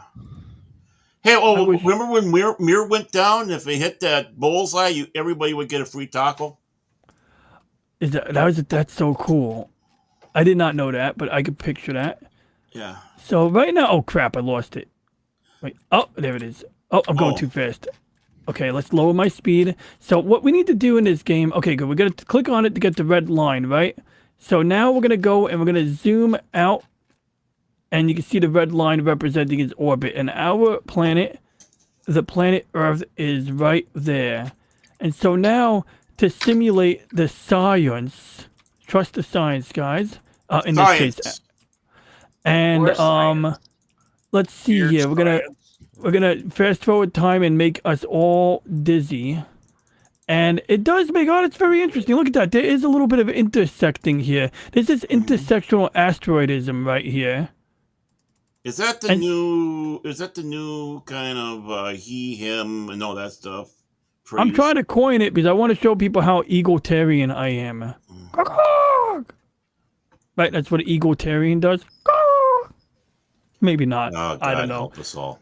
You thought I was bad, Mike? Hey, this is DJ's show. I can't say anything. No, but I'm just saying. Oh. You say I'm bad. I mean, look at this. I mean, So You it's are. basically. Oh wait, that's a pretty good miss. So it looks like it might take a Baron while. is It's just like, saying DJ's worse than me. Come Yeah. on, Mike, don't you understand? Yeah. I'm a good boy. but this is like buying a pack of hot dogs at a pack of buns. You know, where you get like 12 dogs, but only like 8 hot dogs, and you got to buy more buns and hot dogs until you get the number to line up. So that's what I'm seeing here. Apophis. Yeah, I think so. I think this might be a while. So we're not gonna run the whole simulation, but later on, after you guys leave, I'm gonna sit here and do this. I believe it. No, but I have to believe sit back and that, say yeah. that and that Star Trek one you were playing with the other day, I think was freaking cool. Oh yeah, which one was I playing the other day? Was it in this game or a different game?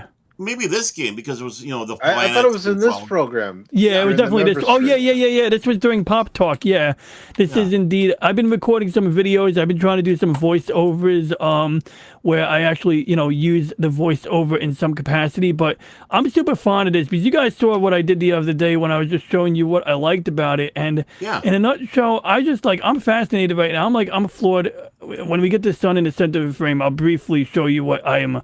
What I like about this particular. There we go. It's almost there. Now we could zoom back up. Oh wait, 3, 2, 1. Oh, it's counting slow. 1, 1, 1. There we go. Okay. So I mean, like I think we did this on Pop Talk. I'll make this brief because I know I did this. But I'm so obsessed with the freaking dwarf planets because once again, we think of Pluto as the outer extremity of our solar system, and then we got not only do we have Eris on the far end over here, which Loki, I don't know if he's still here, but he knows Eris, but we got Humea and Maki, and of course, we talked about Humea yesterday, which I think I'm upside down right now. I mean, there is no upside down, but I feel more comfortable when Humea and Maki are like above everything like this. See? It just looks right to me. See like how cool that looks? Like, it just looks sick. But anyway, jokes aside, Yeah. Humea is cool. I think you guys saw Humea the other day, so like I said, I won't dwell on it, but I just think it's cool that it looks like a dinosaur egg. Yeah. Or But before I exit it the gonna app, hatch? that's what I'm hoping, Punk Waddle. I'm kind of hoping like we get a Godzilla movie out of this. I mean, I think the Godzilla Nintendo. Oops, I'm sorry. I clicked on the window on my other monitor. There we go. So it's got a little ring system on it, and like it looks so antithetical, like how you got this shadow on top, this little dark circle, but actually the lighting angle is basically right. It's such an odd shape that you would think it doesn't make sense, but apparently it does. Like the sun is way down here, relatively speaking, So yeah, kind of cool. But there's and then I mentioned I mentioned the dwarf planet Eris, but the one that gets me even crazier is Sedna, which whoops, I'm too close to Humea. First I can't pronounce the Federation president, now I can't pronounce Humea. But anyway, That was almost looking like the Genesis planet simulation when they're zipping across I it. I was getting that sense the other day too, Baron. Actually, it's funny you mentioned that because it's like, and it took like 6 months for like a team of guys to work on that, right? And like, at least that's what Spock said in the making of Star Trek 2 during the commercial break on the Sci-Fi Channel when I was a kid. But it took like a team of guys supposedly months to work on that. It probably took a lot of time to render that imagery, and here we are now just kind of dicking around in a piece of software on a home computer doing the same thing. So Sedna is only 2,000 kilometers. It's about 500 kilometers larger than Eris. So Eris is like 2,500 kilometers. Pluto, I forgot how many kilometers. Hey Google, how big is Pluto?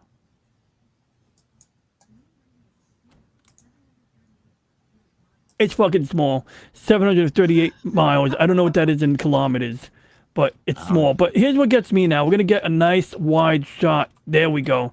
And like right there, so like Pluto is on a 300 year orbit, right? Something like 200 years ish. Yeah. Eris is on a 600 year orbit. Sedna is on a fucking 12,000 year orbit. Like, I don't know. It just blows my mind. So my idea is, if we ever want a space arc, right? Let's say, like, aliens are coming in like 300 years. Send your fleet or send your assets here, maybe, and then you got, like, essentially this will leave the inner system. You know what I mean? Like, it's already out there, but it's only going to get further away from here. So this might be a place where you can maybe put like a time capsule of humanity or some BS like that. And I don't know, just random shit I think about when I'm on acid. I mean, when I'm daydreaming. But jokes aside, no, it does. I don't know. It just came to mind. I just wanted to share that thought with you guys. Well, you got to remember, they still suspect the quote-unquote Planet X, which really is Planet 10. I was having a debate with my friend William the other day, but yeah, I'm open-minded to the presence of the Planet 9 or Planet 10, which right now, they keep downgrading and upgrading Pluto. Right. Right now, I think they upgraded Pluto again, which is like kind of like dumb, because like the logical thing, in my opinion, is that if you call Pluto a planet, you got to induct like at least a dozen more, including the 3 that I just showed you guys, or the 4 I just showed you guys. But But, throwing that aside, like, if Pluto is Planet 9, then yeah, we're looking for Planet 10. If Pluto is not a planet, then we're looking for Planet 9. But in either which case, some of the clues that we might seek in order to figure out that answer is the elliptical orbits, just like how, whoa, what the hell, that's an asteroid. But yeah, even asteroids, in fact, that would also be kind of informative maybe, although generally that looks like an asteroid that came from elsewhere. But my point I'm getting at is that Pluto is already on a weird angle compared to the plane of the ecliptic. So if we go like, how do we do this? We got to go press this button. Okay, we got to go this way. And like, you can just see like Pluto is already on this weird, it's way off the plane of the ecliptic. It's not way off, but it's off the plane of the ecliptic. And then you got like 3 more dwarf planets that are also way off the plane of the ecliptic. So does this maybe give us some clue? Like, like between, these guys, does this give us a clue where we could find it? Well, if it's out there, the search radius is still quite ridiculous. I mean, it's like, if you didn't know what you were looking for or where it was, just like we saw Sedna's orbit a minute ago. And if you had to cover that much ground and look for even a large planet, because that's the thing, like, if it's something large, you would think they'd find it by now. Right. But I think that's basing, and this is just me speculating from my amateur position as an amateur astrophotographer who, really didn't do any of the real science at all. But it seems that if it was closer and it was large, we would have spotted it. But if it's huge, there's no guarantee we'd spot it, because one thing I've learned about astronomy is that you need more zoom to look at smaller objects, even when they're relatively close to you. So, DJ, I'm curious then. So if you had the power, then you would not want Pluto to ever be a planet, or does it bother you that it's a planet? Or well, here's the thing. In fairness, it's a good question, Cash, because in fairness to Pluto, I think that reason, it's not that I don't want it to be a planet, it's just that then we're going to have to add a few more planets to the list. And we already see some of them represented up here. I mean, we see 3 of them right here. We saw Haumea, Makemake, and Eris. Those are 3 dwarf planets that, like, actually dwarf Pluto, I believe. I believe they literally dwarf Pluto. Pluto is a diameter, and here is... I can't read. That's 2,300 kilometers. Tyson simp? Oh my God, he pisses me off, but for different reasons. But what about him? I'm calling you a simp for him. That's all. Oh, I'm not a simp for him, because I don't need him to tell me where things are, right? Like, I don't rely on him for my knowledge base. But what pisses me off about Neil deGrasse Tyson, I discussed this with Pop Culture Mechanic some months ago, is that when he was on Joe Rogan's show, Joe Rogan asked a question. He goes, will we ever have flying cars? Now, what does he mean by that? Obviously, he's talking about the frickin' DeLorean and Back to the Future too, right? Yeah, or the Jetsons, or what? Right. Yeah. So Neil deGrasse Tyson acts like this jerk off. He does this thing, goes, we already have those. They're called helicopters. And Oh, it's yeah. like, asshole, you know that's what we're talking about. We know what a fucking helicopter is. That's not a car, that's a helicopter. It's like, I'm talking room temperature superconductors, you know, something that can repel off the Earth's magnetic field. And yeah, the Jetsons car might work on a different principle, but, you know, Right. the Back to the Future cars, hoverboards, I think are like, Yeah. whether they are scientifically sound or not, that is what we're talking about when we ask a fucking physicist. I believe he's an astrophysicist, but Yeah, anyone. he's an astrophysicist. He's Yeah, an maybe well, that- astro he's an something. ass. That's a Well, what's funny is about the whole thing is the man doesn't even believe in some biology that's true because he wanted to come out and run his mouth about that. It's like, dude, get the fuck out of here with this nonsense. Yeah. Hey, he's He's a smarter than you, celebrity Cash. Come now. on, Oh, he's smarter than everybody. He'll be the first one to tell you that. And it's that arrogance. I'm talking to Joe Rogan, and he doubts we've been to the moon and all that. So I'm going to talk down to this guy because he's obviously an idiot. And Well, it's like, you know, what what do you- happens? what do He you- makes himself an idiot. Right. Well, what's interesting too is that picture, Baron. I swear, dude. Anyways, I love that picture. Thank you for that. That is a beautiful specimen. I agree. Right, and I but- know that's why J Lo is with you right now. No, you got me off track. And you're surprised about that. You bastard, Baron. You do streams with him I know. 4 times a week. I And you're know. surprised about I'm that. not surprised. It's just like, dang it, Baron. I swear. No, I mean, when we have astrophysicists and even people, I don't know how you feel about this too, DJ Ronnie G. Of course, we've had documentaries, and even one of my brother's best friends says that the first moon landing was a hoax. How do you feel about all that? Do you think those... I think it's fine for us to always ask all questions. Like Baron and I have had discussions before. He follows some people who believes in that the Earth is flat. I think it's fine to ask that. And when we've got these other people who said, "Oh, how dare you ask that question? That's not American. How dare you?" Like, come on, give me a break, man. I That's agree. very Everyone's American. entitled to That's ask. That's yeah. That's a terrible.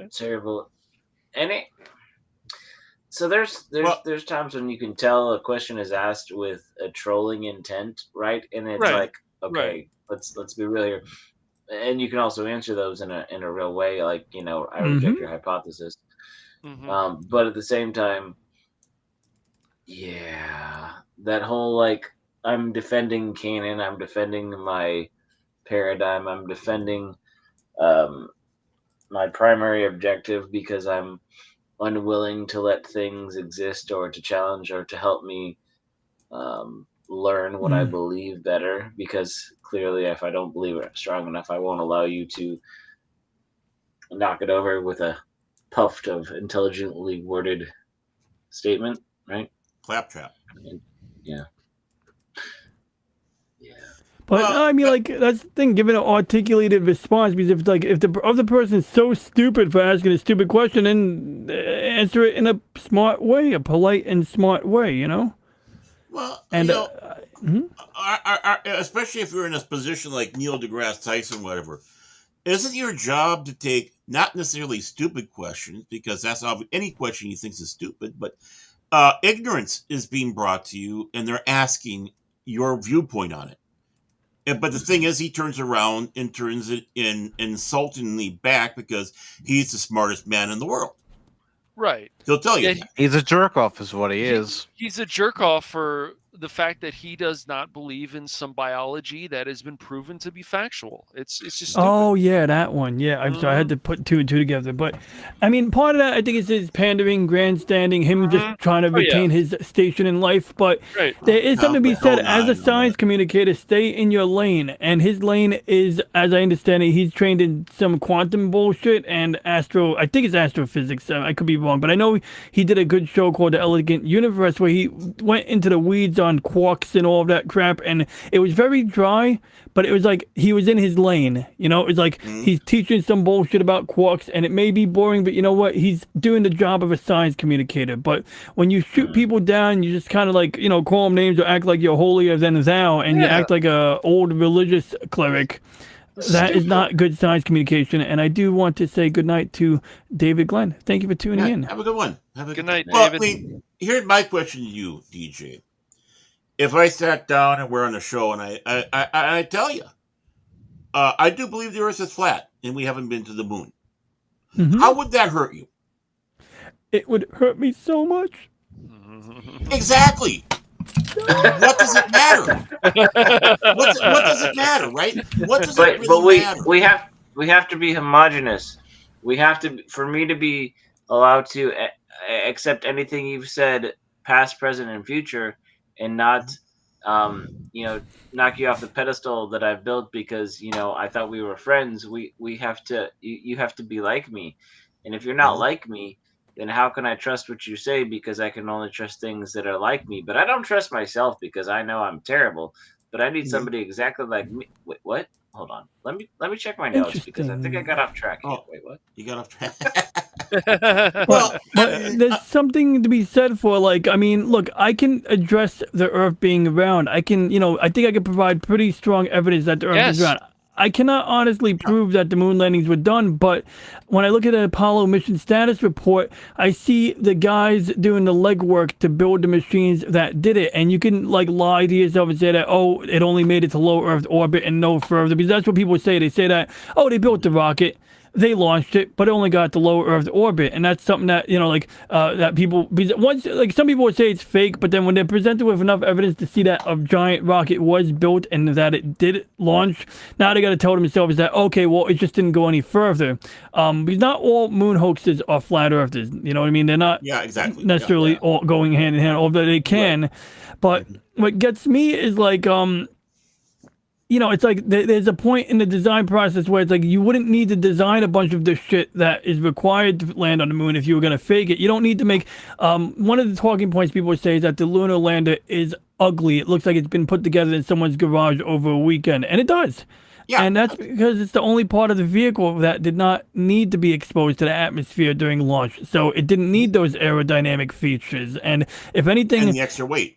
Yeah, and that too, that's another factor. So the way that the windows are shaped like triangles, faceted triangles pointing downward, that was basically done because the big window that gives you a grand view would have weighed about 200 pounds, which would have taken a lot of payload capacity away from bringing back moon rocks, for example. And so some engineer at Northrop Grumman in Long Island, I believe, figured out, he took some cardboard and he built like a cardboard mock-up of the window, basically, just to show that, hey, look, this little triangle gives you plenty of, field of view, because his boss wouldn't take it. Like, he tried telling him, he was like, that's ridiculous. So he finally does a physical mock-up and it works. And so it's like, you wouldn't need to go through that deliberate effort of giving a shit about the weight if you were going to fake it anyway.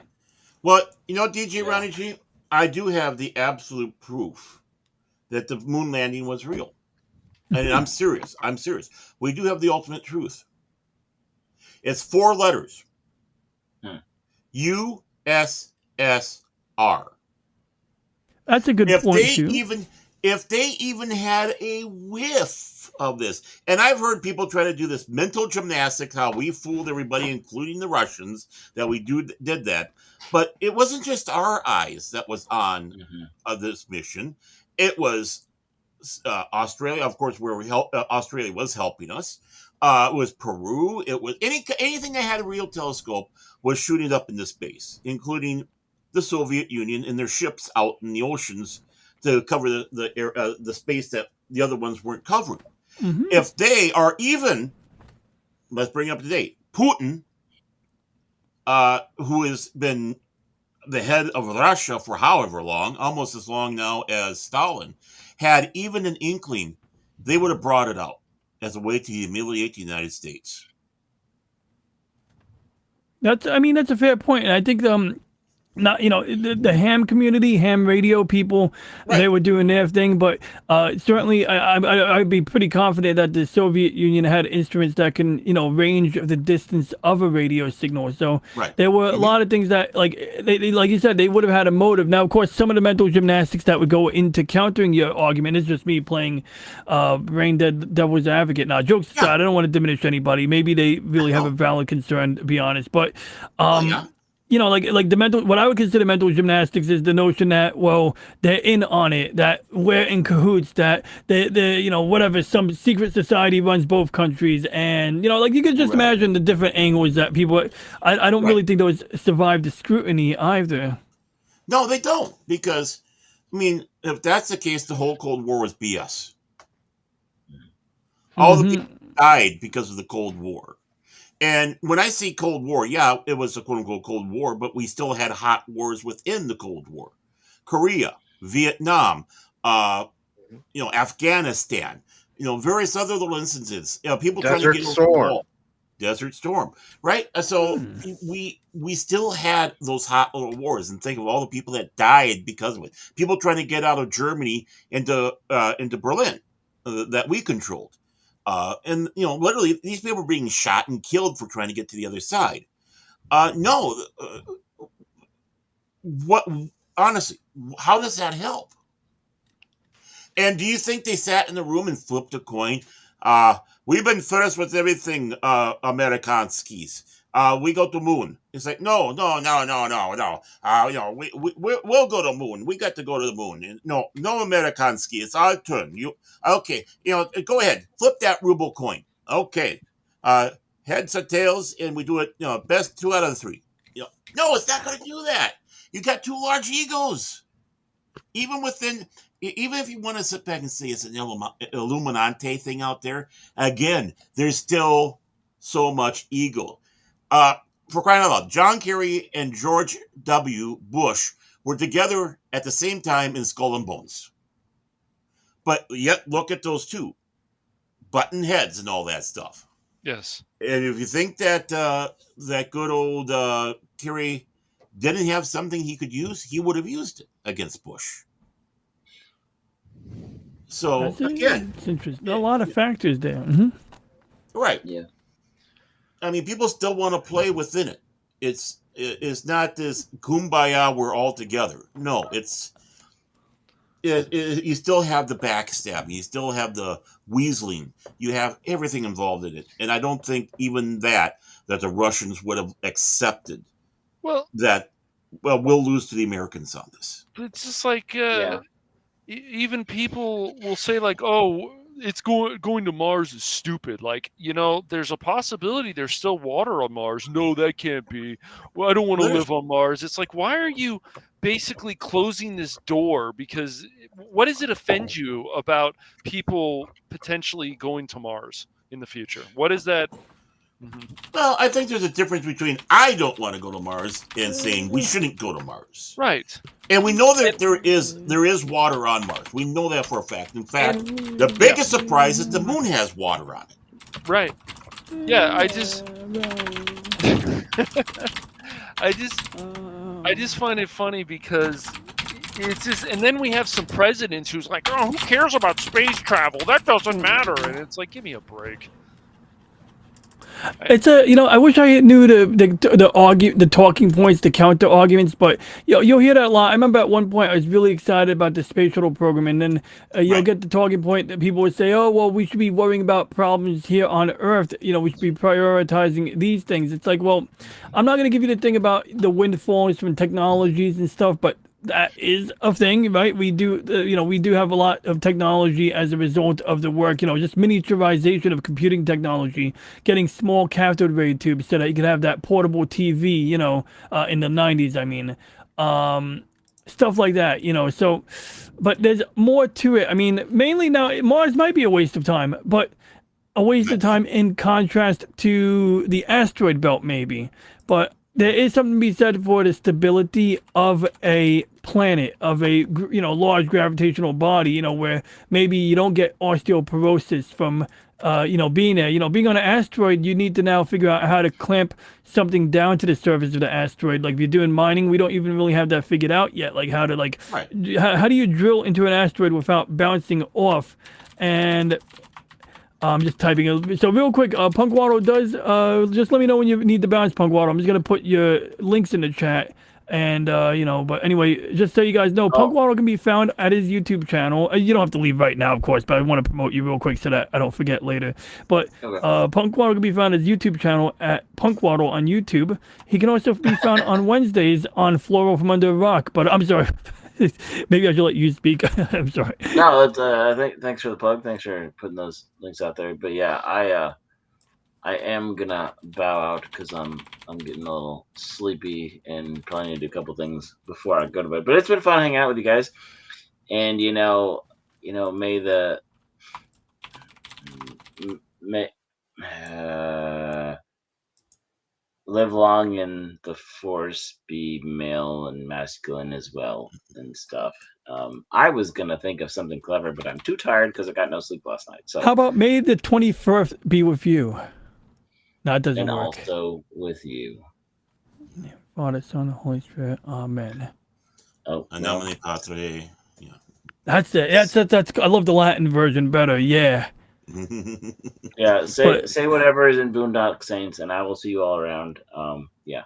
Have a good night, gentlemen. I appreciate it, Hey, Punk take Waddle. care, Punk Waddle. Have a good one, man. Have a good night, Good to Punk see you. Waddle. Yeah, I haven't Yes, sir. streamed Good with night. you guys in a while, so it's been good chatting. Okay, You bye. too, buddy. Thank you very much. Should I kick him? No, I'm kidding. I got you, Punk Waddle. I'm gonna kick you. Oh, good. He kicked himself. Okay, good. I mean, I feel bad about kicking people. You know, you click this button over here, and then I feel like I'm kicking people. Like, see, look. I mean, oh, that's nice. Actually, it's got a nice ring to it. I feel like I'm in power now. Let me try that again. Oh, this is Why'd you do amazing. that? Yeah, look at that amazing shit. Listen, DJ, Because I'm you in get used to it. control. You get used to it, especially when you have a co-host that gets out of line or two. Oh. Well, I'm just glad I bet Punk you Waddle get wasn't used to mad it. that we brought up Little Spec Linux laptop. I mean, it's funny. You flipped the script on that one. Usually you say everyone's favorite penguin aside from Punk Waddle, but this time you flipped the script on him because he's here now. So it's like, oh, now it's everyone's favorite Punk Waddle aside. I mean, everyone's favorite penguin aside from Low Spec because apparently now he's our favorite. Well, I mean, you didn't speak for me, but maybe you did. But I'm jokes trying to aside, do that both, you know. I do Both like are- what Low Spec is doing too, however. Jokes aside, he's been playing this game. It's like a mod for another game called the Babylon Project, and I still haven't downloaded it or tried it out, but I am looking to try that out because I mean, you get to fly a Star Fury. Enough said. Mm-hmm. Yeah, I just I want to do that. And you can imagine because that was they were going to do a game like that never got published.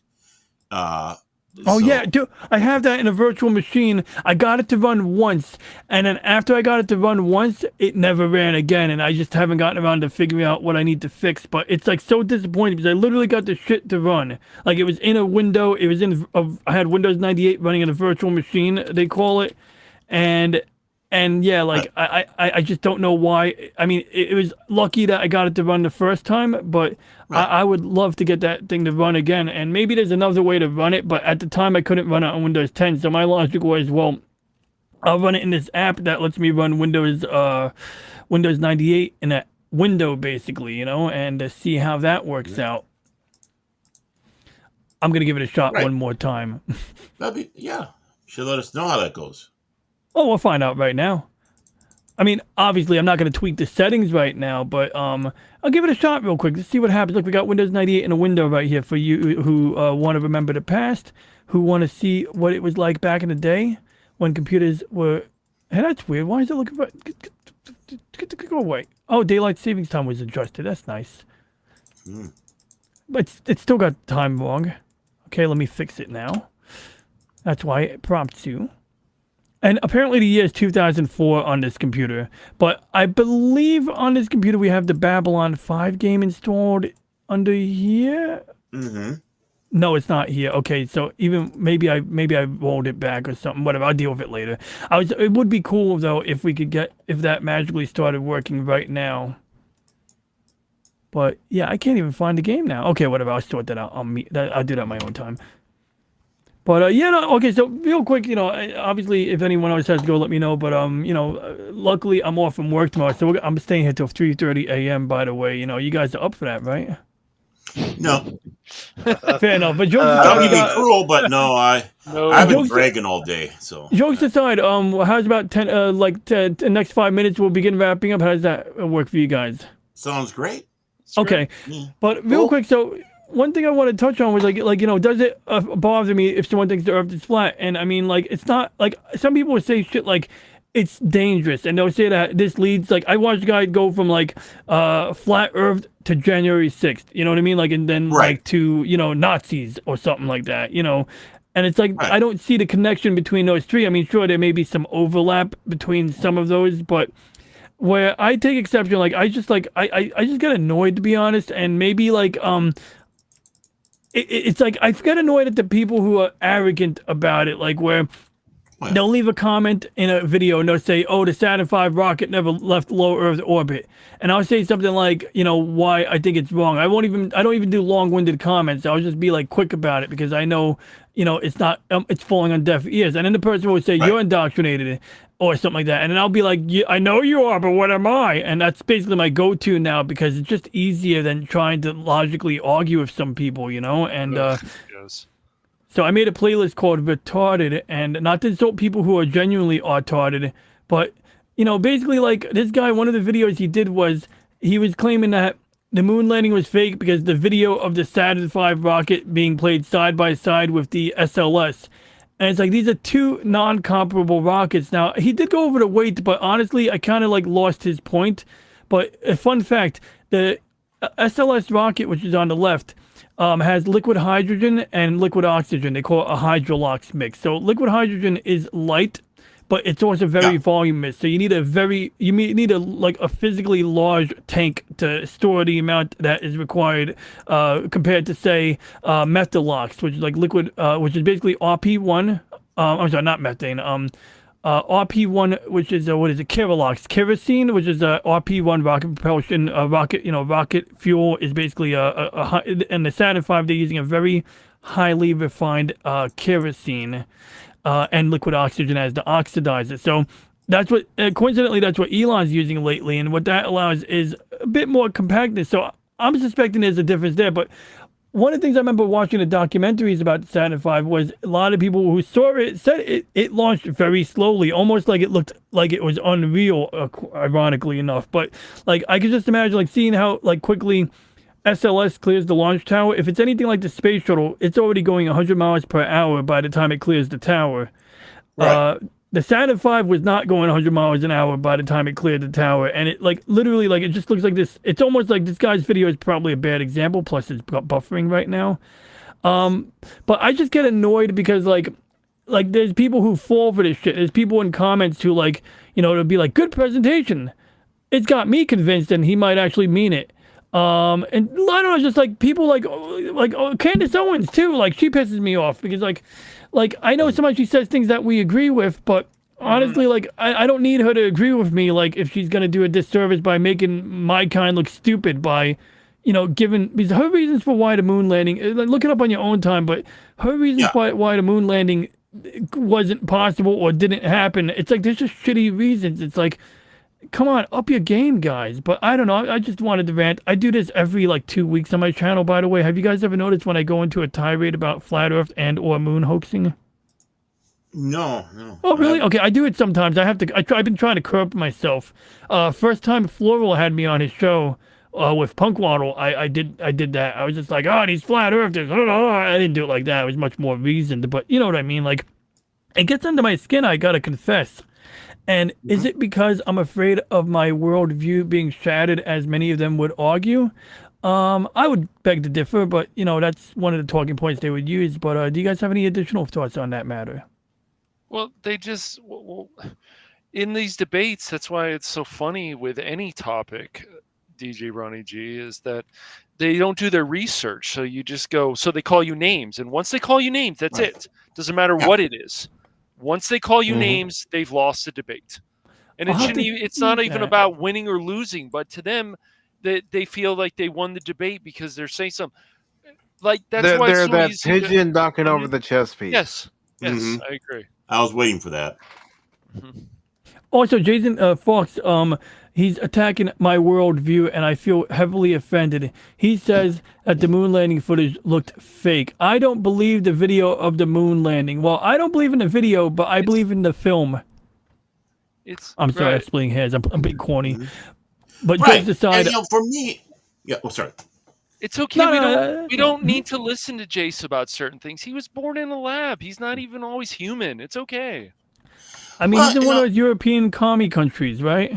But again, for me, the world isn't round, the world isn't flat, it's shaped like a burrito. But no seriousness. So, what's getting us off my teeth? And I have to tell you one thing. There's a lot of people who are on the red hat, orange faced guy's side that believes in a flat Earth, or they also believe that the moon landing didn't happen, and are both together or separately. It's you can't break it down to a political party or a political group. No, Things I like agree with this. that. I mean, Shaq doesn't believe that the moon landing happened. He buys into a lot of that stuff. I met And- a lot of left-leaning people who don't believe in the moon landing, and sometimes this might just be my angle, but sometimes I wonder if part of it is because it's compatible with their view in opposition. Like they don't want to believe in American exceptionalism, so the idea that the Right. moon landing was a hoax is sort of compatible with the notion that American exceptionalism is a myth. Right. Well, yeah, you got those that do that too. I mean, they want to tear everything down, but really, what is it bothering me if they have that belief? I mean, even in the Sherlock Holmes story, Watson was so shocked to hear that Sherlock Holmes didn't know that the world was round. And it's like, what does it matter to me? Right. This is what matters to me here.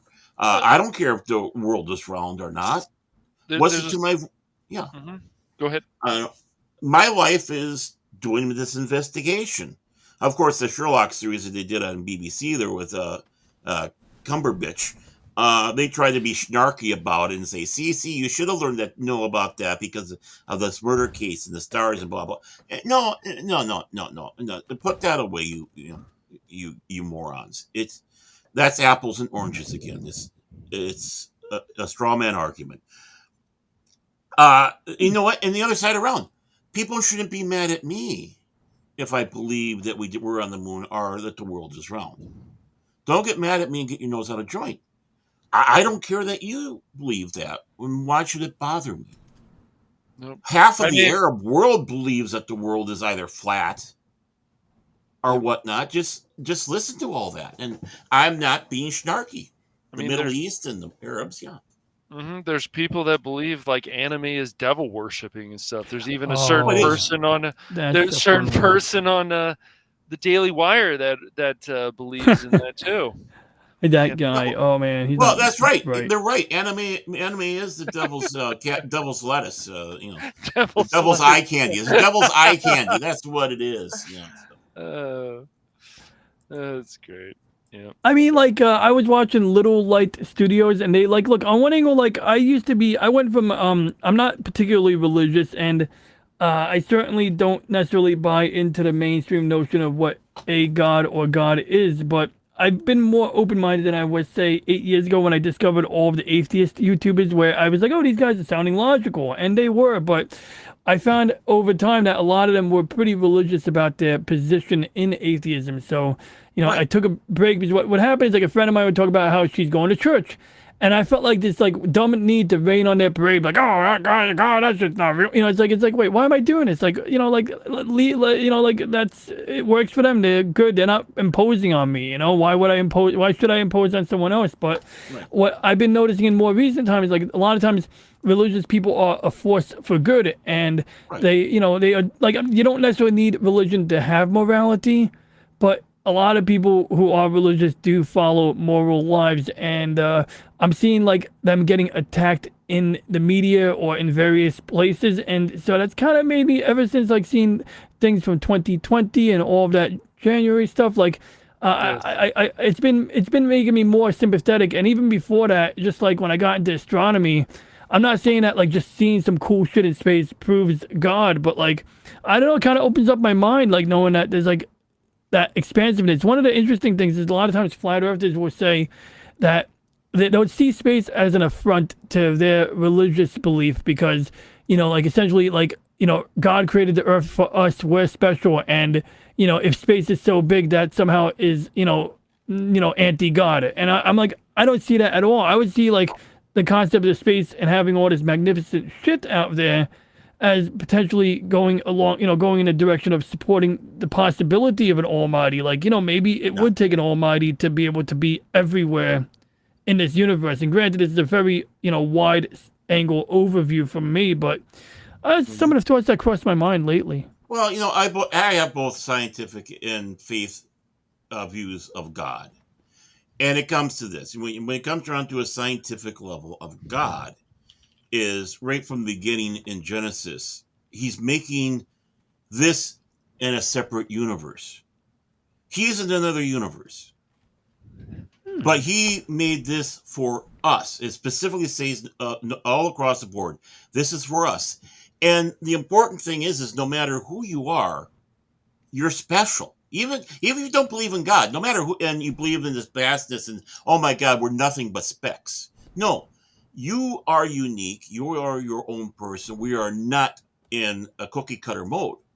Everybody is special, no matter how mighty or how little the universe and galaxy is. So you have this being that comes in from another universe, creates this universe. We don't know the laws of physics that he comes from. Everything could, they speak everything across the board about what God is. So what are we to say when we don't know the dynamics, the physics, everything in this universe? We only know this one. Try to comprehend eternity, and it's going to be a mind warp for you. But yet, it is said there's eternity. There is an alpha, omega, of course, with the created universe, but there is the always has been, always will be. And that's the way I look at it on that scientific, in a nutshell, right? And that's how I look upon that. Now, when it comes around, going back to the point you're making, atheism is truly a religion. I knew someone, she was agnostic, and I said, about faith. You have to be faith to be an atheist. You have to be faith to be and all that. And she's looking at me. It's like, yeah, you have to have faith. You have to have faith that what you believe in is true. Because if you're not right, which one of the religions out here is the correct one? And then many of these religions out there have hell. And according to many of those tenets, that's where you're going. So yeah, you have a faith too. As I like to sit back and say, the Satanists out there, all they are edgy atheists trying to mock the Roman Catholic Church. Anton LaFay and his daughter. And that's all it is. I mean, and of course, then you have the, which is, of course, a lobotomy. These are the lobotomy crowds. And then, of course, you got the short bus window lickers that come along and put this stringer on their head, worshiping the freaking spaghetti god monster or whatever the hell it is, because, they think they're being cool and edgy. And it's like, no, you're not. It's like seeing the Garfield. I could appreciate that thought experiment only to a point. You know what I mean? Like, I did appreciate to a point, but it does kind of feel like a cudgel at a certain point. Which one is that? The Pastafarians. Oh, the Pastafarians, yeah. Is that what you were talking about? The ones where they have this religion and they talk about the noodly goodness, and I do appreciate some of it. I give it points for some cleverness, but there does come a point where, like, I think some people know how to have fun with it, and they're not serious about it. But there's others, and they're using it as like their political cudgel, or as their like their talking point to further their atheist worldview, or to spread it, or to I guess proselytize their version of non-religion. Ironically enough, Right, exactly, and it's a joke that gets old fast too. Mm-hmm. It's a one joke thing. And we all know, especially dealing with Phil McCracken, that one joke can be run into the ground. And it's like, okay, here we go. And you can virtually go along with it. Okay, but remember, you can't say his name 3 times because it's like Bloody Mary. So you got to be careful, man. Can I say his first name? Check this out. I bought new white headphones that match my white shirt now. Oh, cool.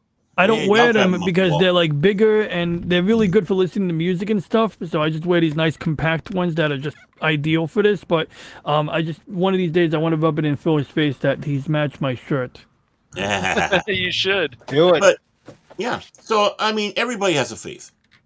Everybody has a faith, even if it's something absolutely ridiculous. The Klingon in the basement, Kapla, and their faith is the Klingon gods and stuff like that. So, okay, cool down. Yeah, sit back. Okay, cool down now. Okay, everything is good now. So, uh, I mean, it can run the gamut. Big basic thing is just don't go out there and kill in the Almighty's name or for no God. And yeah, there have been many things. In fact, more atrocities that has been done by people of no faith than those of faith. They want to sit back and say how many wars were started because of a religion. Oh, okay. Oh, you mean Korea? That religious war at Korea? How about Vietnam? Oh, that war that was for faith, all about God. World War II. Yeah, okay. How about World War One? A Spanish That's a good American one. War? Was that a God-driven war? No, it wasn't. Oh, let's see. And what about the Civil War? American Civil War? No, it wasn't. The Plains and Indian Wars? Oh, that was religious. No, that wasn't either. Oh, I got you this time. The War of 1812. Look at that. Oh, wow. That wasn't a religious war. They basically, I mean, you can go back and you can go back, and there's so many holes in it that don't come all cocksure with that smarminess of not handling the scope. Yes, there are and have been wars about religion. Yes. But it's not everything, unless you want to sit back and say the religion is politics. no, I'm that's sure one. I'm sure they use the argument all the time for God and country. I'm sure they use that one a lot, Baron. Like there king were- and country, God and country. Mhm, I mean, for some, when you virtually have world leaders, I mean, the Caesars were thought of as gods on Earth. Indirectly, the Un family in North Korea look at themselves as gods on Earth, even though they're an atheistic society, but they're still being worshipped. So you got that all over the place. You have that cult of personality leader. The government is your religion. Our people are so entrenched in the political parties, be it Republicans, Democrats, or whatever, that it basically this is what it all encompasses. This is a religion. Yeah, well, They that's worship. yeah. That's why it's funny when people will tell you from other parties, but that's not what your party believes. That's one of my favorite ones. I'm like, well, you think people that actually use their brain just believe whatever their party tells them? Are you really this stupid? And I start thinking, dude, you have a college education. Why are you saying these things? Like, this is drone mentality garbage. It is. It is. Yeah. Well, Sometimes yeah, I wonder mean, how much is disingenuous and how much of it is not. It's just stupid. If you believe whatever your party tells you, what the hell are you doing? well, right. I mean, even when it comes around to into religion, I mean, if you have that aspect to. Oh, okay. Yeah, I see that. I'll just make this quick. If you're going to go to that mentality that you're all lockstep together, well, if that's the case with religion, oh, we're all Roman Catholic. Oh, no, there's Orthodox Catholic out there too. There's this guy by the name of Luther. Oh, how about there's this guy by the name of Calvin. Oh my, and it's like all down the line, right? You have the core concept, but you have different approaches to it, and the same thing with a political party. Not everybody is homogenous in the sense that they agree 100% lockstep. Each one still has approach, and usually it is a thoughtful one. So, boy, when do we get into lecture mode? You started, DJ. You started the science lecture. You got to give the test now. The test has got to go for the people right now that you promised. So.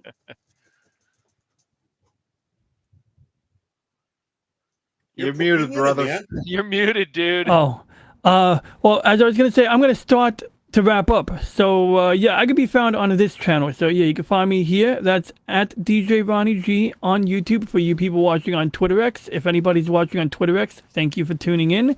If nobody's watching on Twitter X, that's I guess okay, but hopefully you're watching on YouTube. And with that said, let's move right in clockwise order. Mike, anything you want to say, promote, or discuss, or wrap? Well, Like you can literally wrap.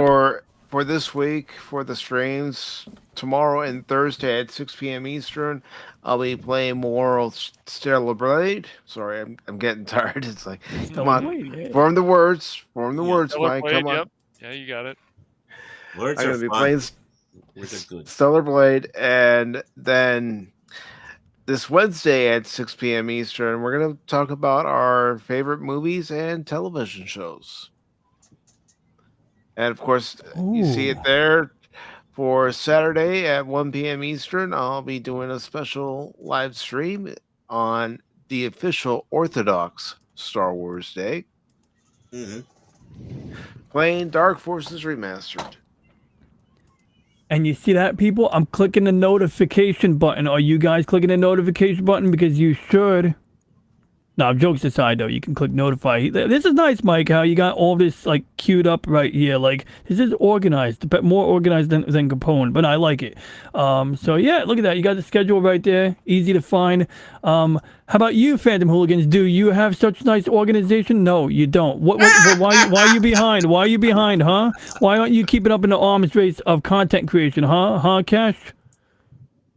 I know you're joking, DJ Ron. Yeah, and I'm joking around. But jokes aside, this is the Phantom Hooligan channel right here. And is there anything you'd like to share or announce or anything at all you wish to say?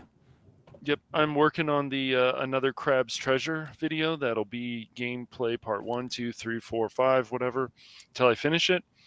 That'll be coming up. And then I will have it. I usually have it scheduled a few days earlier. We're going to be doing another round of Darktide on Friday at 6:30 p.m. Pacific Standard Time. So yeah. Yep. That looked fun. That reminded me of Necromunda. That's the only game I played that resembles this. But yeah, it's beautiful. The same thing. Yeah, it's a hive city, just like Necromunda. So yeah. I love the aesthetic of these 40K games. Mm-hmm. Yeah. They just invented a new one for this game. But yeah, I'm not. I don't schedule things unless I know for sure I'm going to do a stream that day or that week. Me too. Yeah, it's kind of like where I'm at too. That's basically I should do it for Mondays, but I actually got to prepare something for Saturday. I was talking to Angry Canadian. He's trying to put out a schedule that encompasses everyone. Yes. So if you haven't spoken to him, speak to him. I could even forward your Saturday link to him, Mike, so he can get the thumbnail and do whatever. He's already got it because he sent me a copy of it.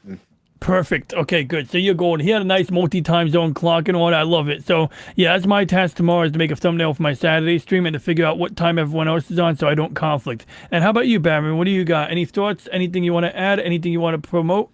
Well, first of all, I just want to let you know that you can find me on the platform that I created, XXX. I wanted to outdo Elon Musk, and that's where we do have that image of Ray in a centerfold, just to let you know. So that's is that xxx.com or .info? Oh no, that'd be .tag. Okay, gotcha. .tag. All right, let's see if that works. It's probably a virus. I'd be careful. I think Google did a search. I'm getting porno videos that said, look, tag videos, tag porn videos. Yeah. Tag porn video. Wow, you're look, xorgasmo.com, tag free porn video XXX. Man, you ain't kidding. All right, guys, I'll put that link in the chat. No, jokes aside, I'm going to put your real channel in there. But I think that... Normally, I would have my Saturday show this month. Of course, we're coming into Memorial Day. Cash won't be with us because he's going to be running around a gaming convention. Speaking of the ills and the horrors of Barrigate 3. Definitely not doing that. And his dad's going to be, coaching or, reffing the game, and over the system goes, yeah, anybody knows a guy who's screaming about a Barrigate 3? Can you come to the office, please, and claim him? This is what Barron does, DJ Ron. He's trying out for CNN, man. CNN, MSNBC, North Korea radio, things like that. What he's doing is he's making Late Night with DJ Ron G into an extension of Pop Talk. Why? I don't know. Good point. Because he likes it. It's a cool show, but I think I like to play the intro now for you guys. So let's see if this works. I didn't add it to the video queue properly, so I'm just gonna make it full screen and try to mute you guys one by one. So you know what? I'm not gonna mute you guys. Let's just let it roll.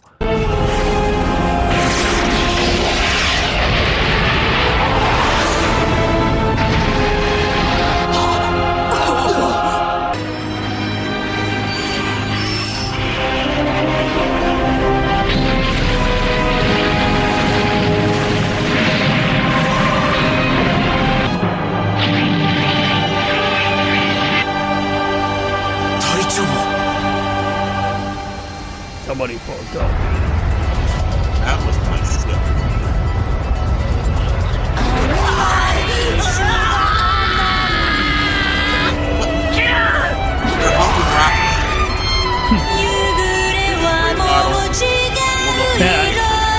I think the music is a little loud.